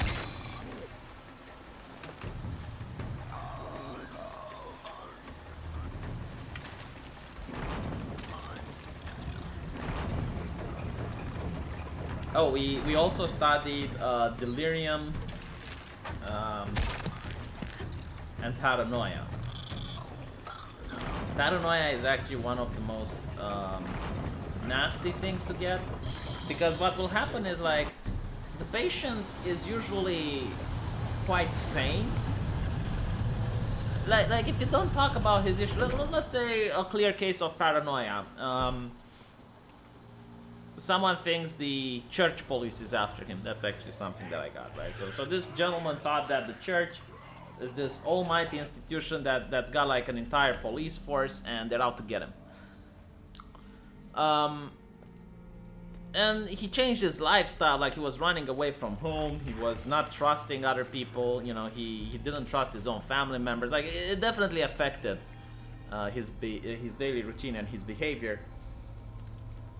And this person was, like, if you didn't talk to him about that particular issue, like if you avoided the conversation about the church, he was like a normal guy. Like you wouldn't be able to tell that there's a problem with him. And that's the most difficult part, is how do you convince someone like that he is crazy? Because when you tell to him that he is crazy, you're basically pointing yourself as an affiliate of the church. Like he's going to think that you're actually working with the church and you're trying to, you know, classify him as crazy so that people don't listen to him. These figures. And you can imagine how difficult it must be for his own family, you know, for his family member in order to listen to him. It was another case of a guy who thought that his neighbor is trying to kill him, right? And his neighbor was actually using radioisotopes in order to irradiate him over a long course of time. So this guy was actually buying a lot of equipment, a lot of radiation detection equipment, which was quite expensive, right? And his wife was genuinely panicking because he was spending so much money on buying Geiger counters and shit. And every time he would buy an equipment, you would notice that the equipment isn't providing anything. So he would think that, okay, so my neighbor isn't trying to use radioactive thing, he's using something else. Maybe it's electromagnetic rays and shit like that. So he would constantly like just buy new equipment in order to justify his paranoia.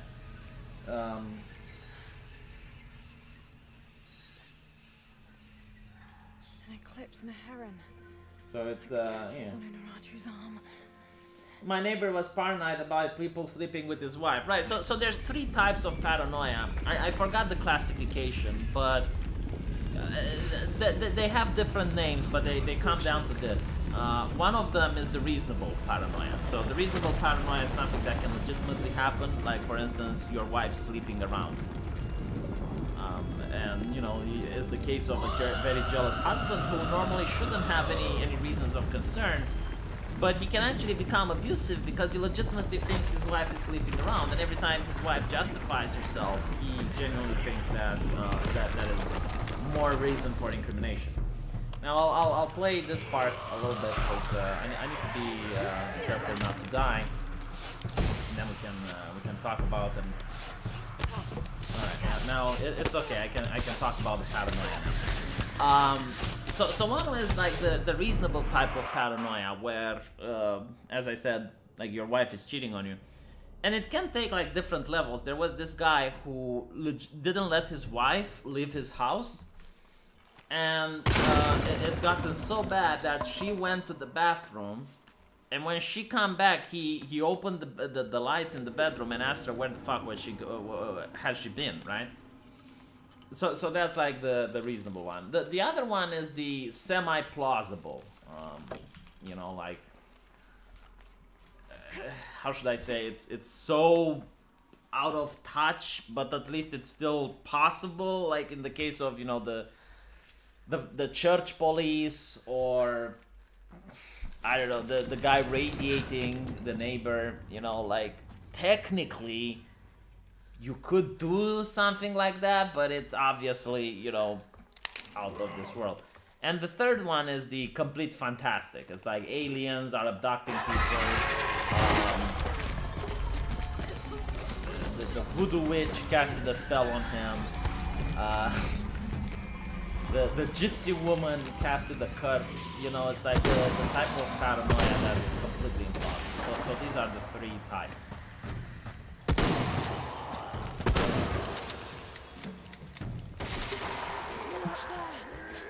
And usually the treatment is obviously sessions with a trained psychiatrist where I don't know what the fuck they're calling them, but they're basically trying to make them realize that they're wrong. And the other part of the treatment is drug therapy, which is going to basically make the patient more sleepy. It's going to make him in a position where it's more difficult for him to collect his thoughts, so that he doesn't focus on the paranoia. But obviously you can see why this is a bad idea, because most paranoid patients will not take their medicine. Like if you're legitimately afraid that your wife is cheating on you, and the doctor is giving you some medication that's going to dull your thoughts and make you, you know, dull your senses, make it more difficult for you to think. Why would you take a medication so you can be asleep so that your wife can try to cheat on you? Right? So it's a very difficult thing to have. In my opinion, it's one of the illnesses that ruin families. And the issue with it is that, let's say your husband or your wife, you know, they go into a car crash and they legitimately like lose a leg or something. Most people will, if they really love the spouse, they will understand that and they will stick around. But when you're dealing with someone that has paranoia, most people don't understand. Because as I mentioned before, the patient is acting as if everything is normal. Like he is very lucid. It's not like the case of a crazy person, so.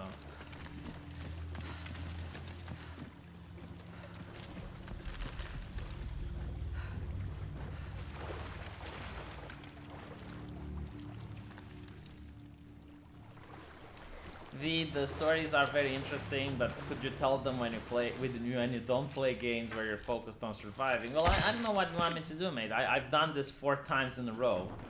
I think people would be bored if I didn't talk about something. Something's blocking this. And I would have probably died anyway there. I was actually focusing. It was my mistake. I think it would be just a better idea if I would just restart the game and lower its difficulty. I think that's what I need to do. This is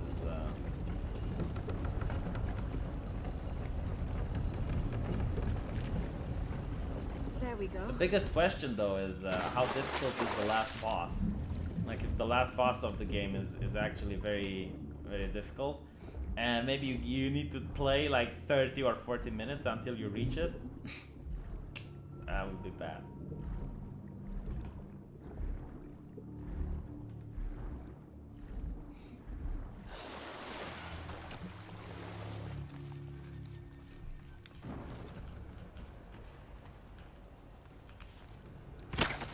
Citizens should imitate the paranoia of their government. Well, you know what they say. It's not really paranoia if they really are out to get you.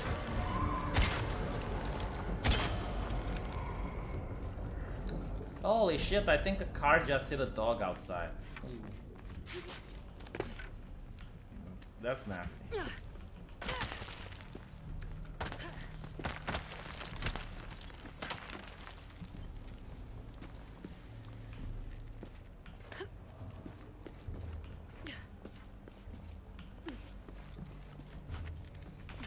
What is Lara Croft having a Chun-Li outfit? That would be cool.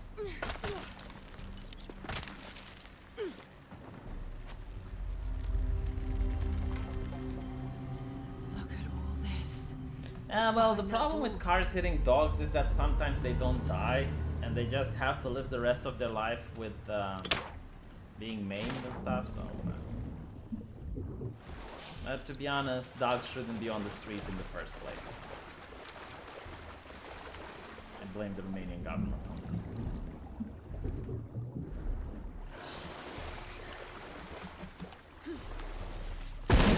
Someone in the chat wants me to get pictures. Oh my god, you sick fuck. Also, in the age of a man and a dog, made by Jim.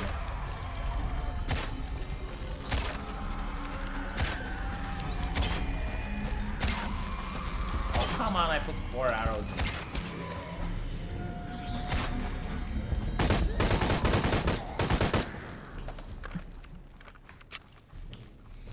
Someone asked me how is it like in the furry fandom after Jim made the video. A lot of people are genuinely happy that Jim is raising awareness and bullying these people. Was it that furry that likes roadkill diving? Oh come on, honestly. Jim's video was the most disgusting thing I saw all year. It's not his fault, by the way. It's just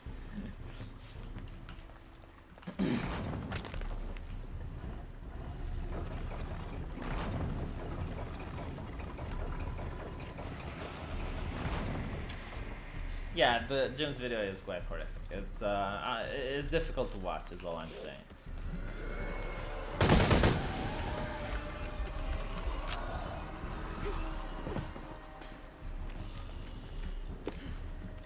all right.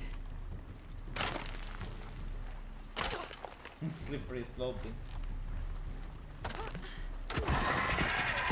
What do you mean furries don't exist in Romania? I used to be a furry.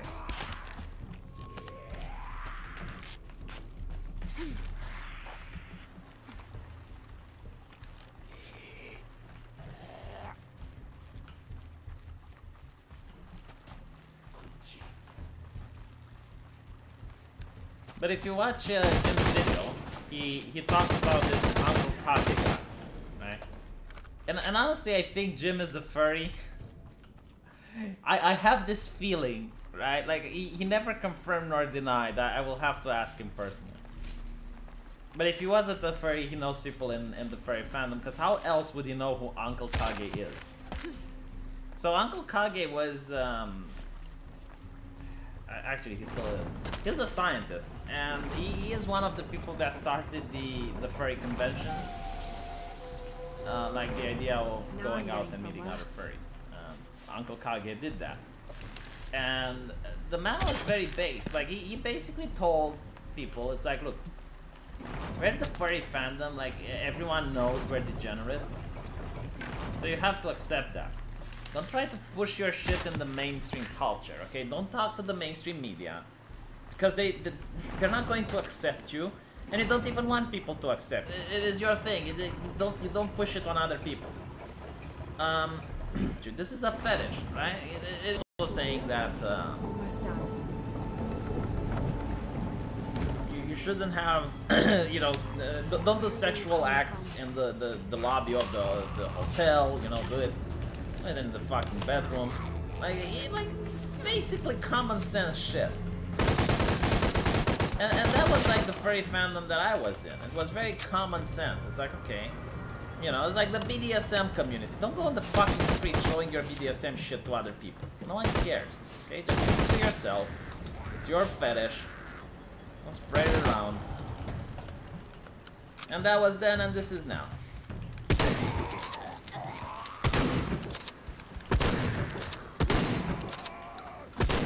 don't think Uncle Kage is very pleased with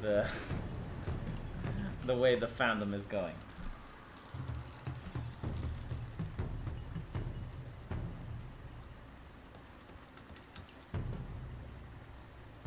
Where all these furries and trannies came from? Well, these furries were, I think since the internet was born, like in the 90s, there was a furry fandom. The reason you didn't hear about it is because they were fucking keeping it to themselves. They weren't trying to push their shit on other fans. They weren't trying to like, oh my god, look at me, I'm a furry, I'm so fucking cool. But now that Antifa is co-opting the furry fandom, they're actually trying to normalize furriness. And it's not going to... You can't normalize a fetish. It is the most stupid idea that I have ever heard.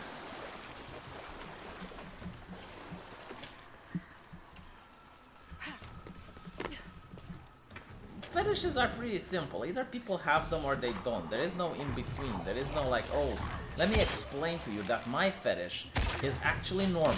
It's like, no, that's the whole point. It's a fetish because it's not fucking normal.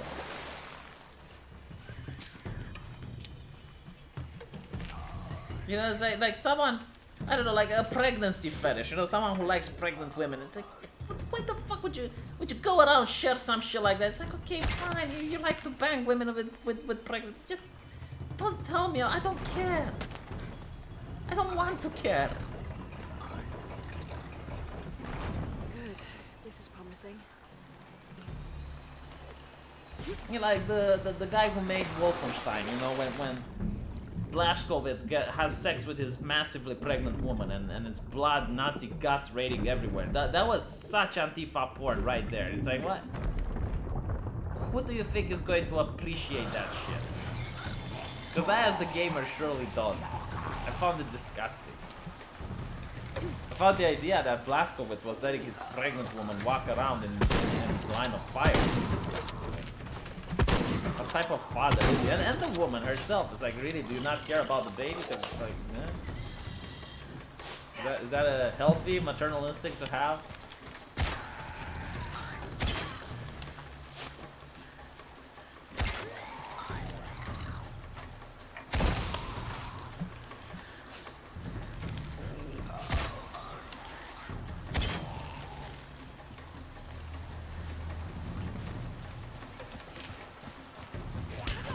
Someone is like, thank God for reminding me. Yeah, but it happened. It happened.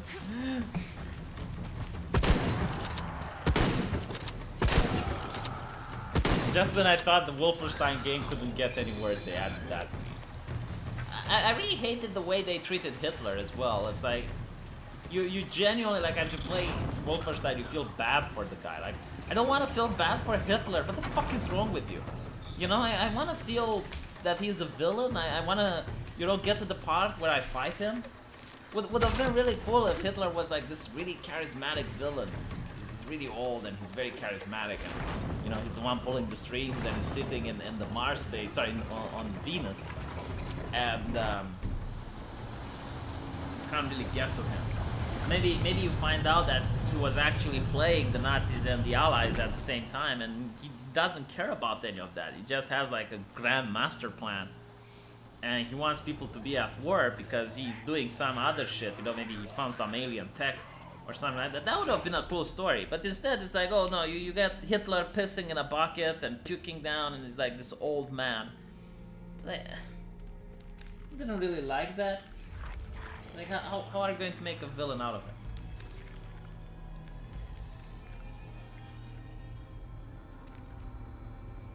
Yeah, the new order was really great. I liked it as well. The new Colossus was just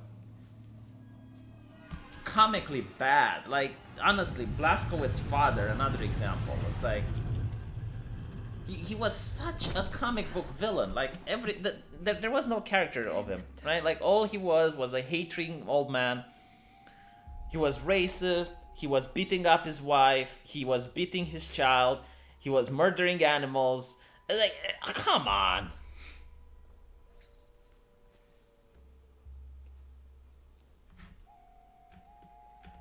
These figures, they look like those creatures, but they're... Now I have to watch the entire cutscene again.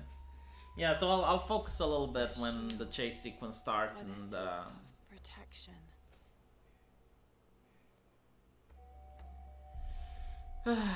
Yeah, they did make Lara like a little girl. All her facial expressions are either surprise or shock. Did those creatures make the box? It's like she's trying to understand something. It's like seeing a dick for the first time, and this is the facial expression that she gives.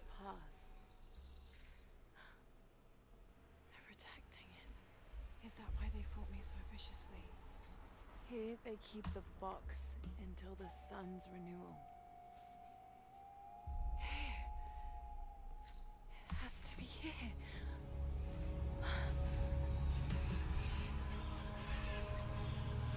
By the way, if I die one more time, I'll have to stop the stream because it's getting a little bit late and I'm a little bit hungry. An eclipse and a heron. Like the tattoos on Unaratu's arm.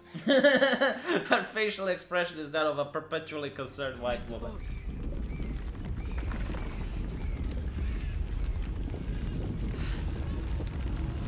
no, a foreshock.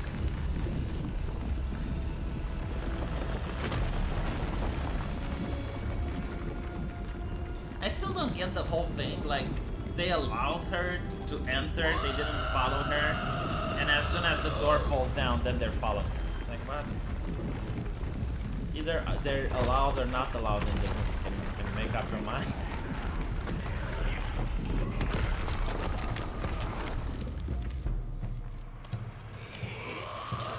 But this is a classic Indiana Jones scene, you know, you steal the artifact and then you run away as the noble savages try to enrich you.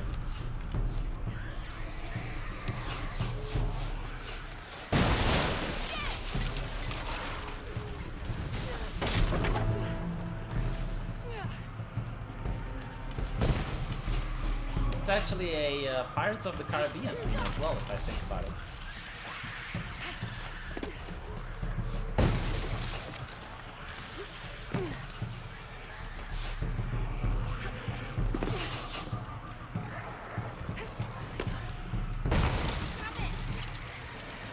Complaining.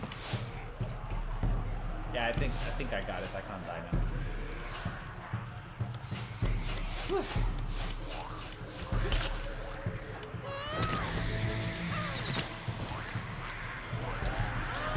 Woman walking alone at night in Paris simulator.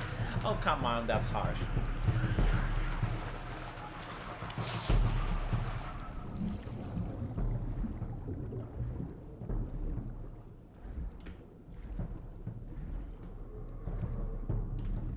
Well, at least I get to do that cool climbing sequence again.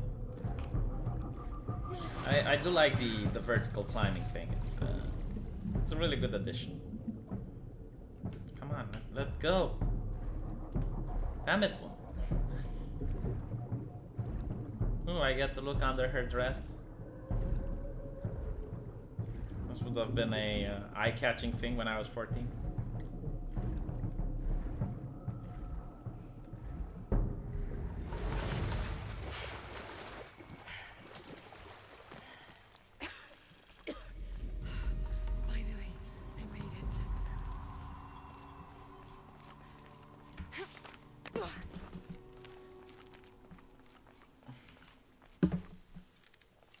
I'm still bewildered by the lack of a fireplace. You should let me to save, you evil, evil game developer, you.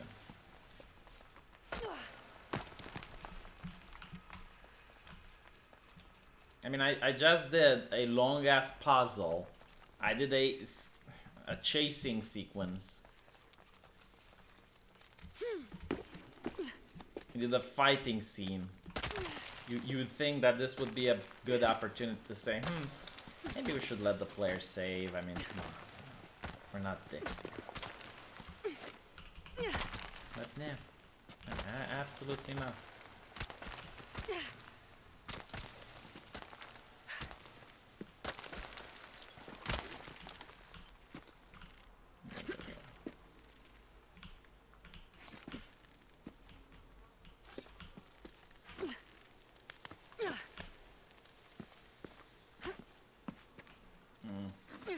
Maybe I should go a little bit up. I don't want to risk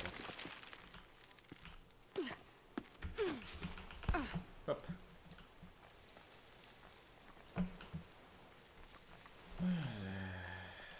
Okay, the titty squeeze. The titty squeeze. When Lara realizes her memories are too big.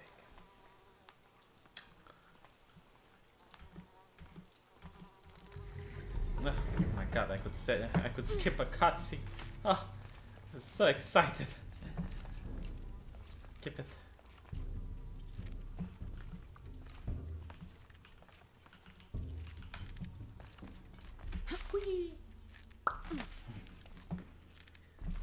Alright.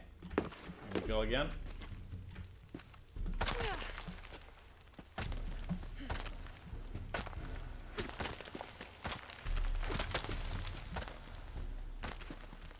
Alley-oop.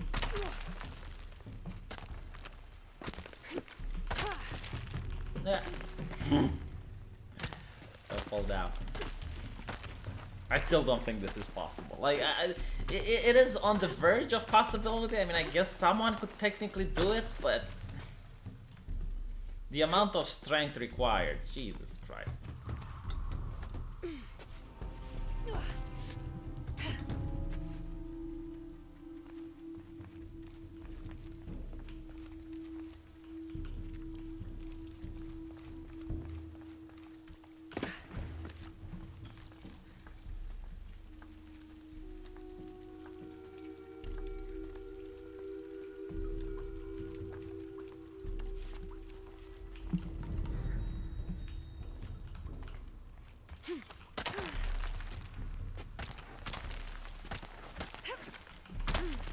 Well, okay. Yeah, I mean, you would be dead tired by now. Not to mention, there's probably a chance of the rock breaking. And then you're like in a very big doo-doo.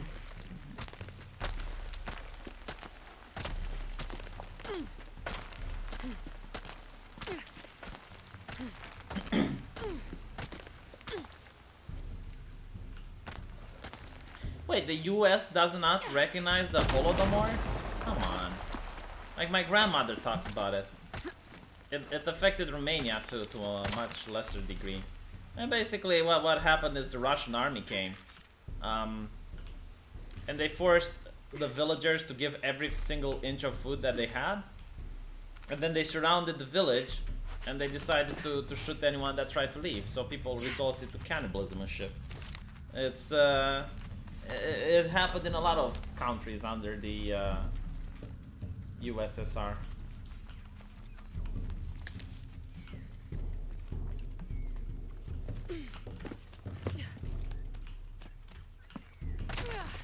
It's kind of interesting to say like it didn't happen. Like there's people alive today that been through it. Like, huh?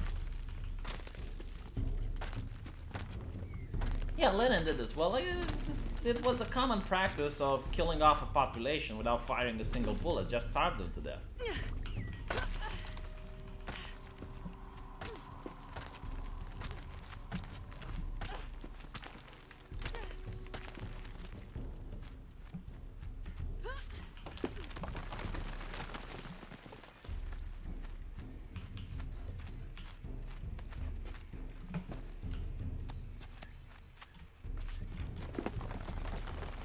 By the way, if I die, it's not rage quitting. I'm telling you from now. If I die one more time, I'll have to jump. There's no other way.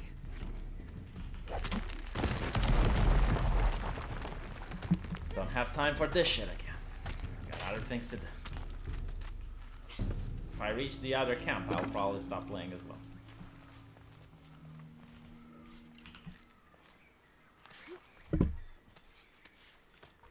Yeah, I'm trying my best not to die. The piranhas are really difficult to avoid though. Like that was difficult because when you're underwater, you need to find the way really fast.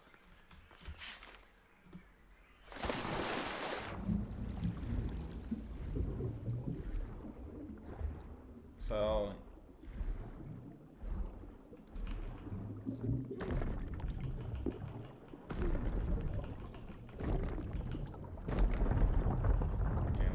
let's take a breath of fresh air before advancing further. Okay, and now we can go back. So last time it was the piranhas that killed me. Hopefully we can avoid that now.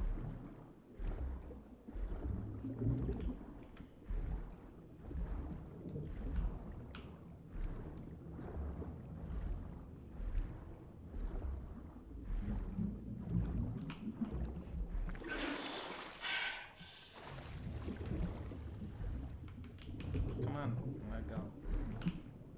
What the hell are you doing?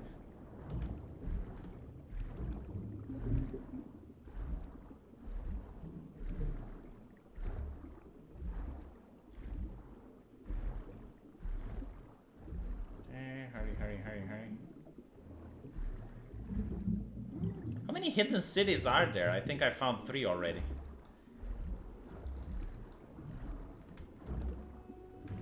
Oh, okay. Come on, any fireplace? Any saving position? I don't know if Sargon did any debates. I don't know if he's even allowed to post it on his channel. I think Mythcon wants to place everything on their channel. Alright, I think I can save here. I think there's a fireplace within the city. Oh, Luchu said the thank entrance God. to the cistern was a cave above the white tree. Thank God. Thank God. Oh, there we go. Oh. Woo. Whatever those things are, doesn't really matter while they're chasing you. Who left those carvings of the heron and the eclipse? I have to talk to Unuratu about them. So I genuinely do not understand why the game decides to block me from using all of the other costumes that I have paid extra money for. Like, there's no explanation. So the only costumes that I can use are the Indian-looking ones. I can use this one. I can use this one. But I can't use any of the other costumes, and there's literally no explanations. I can use the top, I guess, you know, for upper and lower body, but nothing else. It's, Something that I'll need to look into. The other weapons seem to be fine.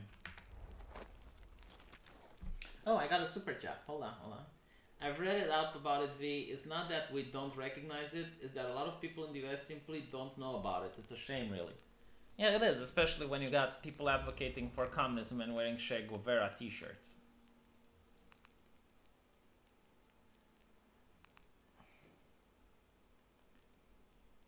Focus time, focus mixture, blah blah blah. While on a branch, use a rope and arrow to kill an enemy and hide the corpse in the canopy. And this is actually pretty good. Increases chances to recover arrows. Use the ability to harvest dark poison and venoms from spiders. Oh, that sounds cool.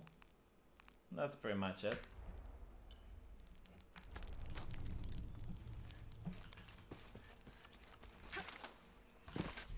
Let's see what now. I did say I would stop playing, but I'm genuinely curious. I guess I'll play a little bit until my phone battery dies. It's going to be a good hallmark. I've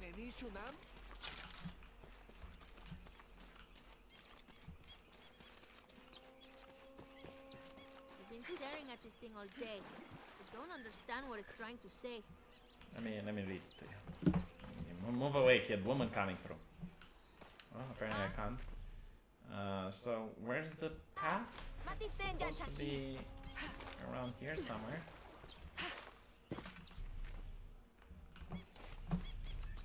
Maybe it's up above?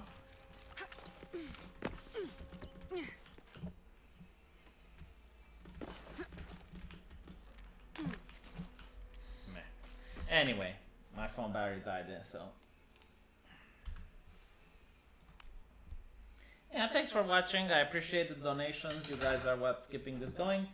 And hopefully I'll finish this game soon so we can get back to Dead Space. Or maybe I should play Alien Isolation or The Fear Within. Not so sure. We'll see when we get there.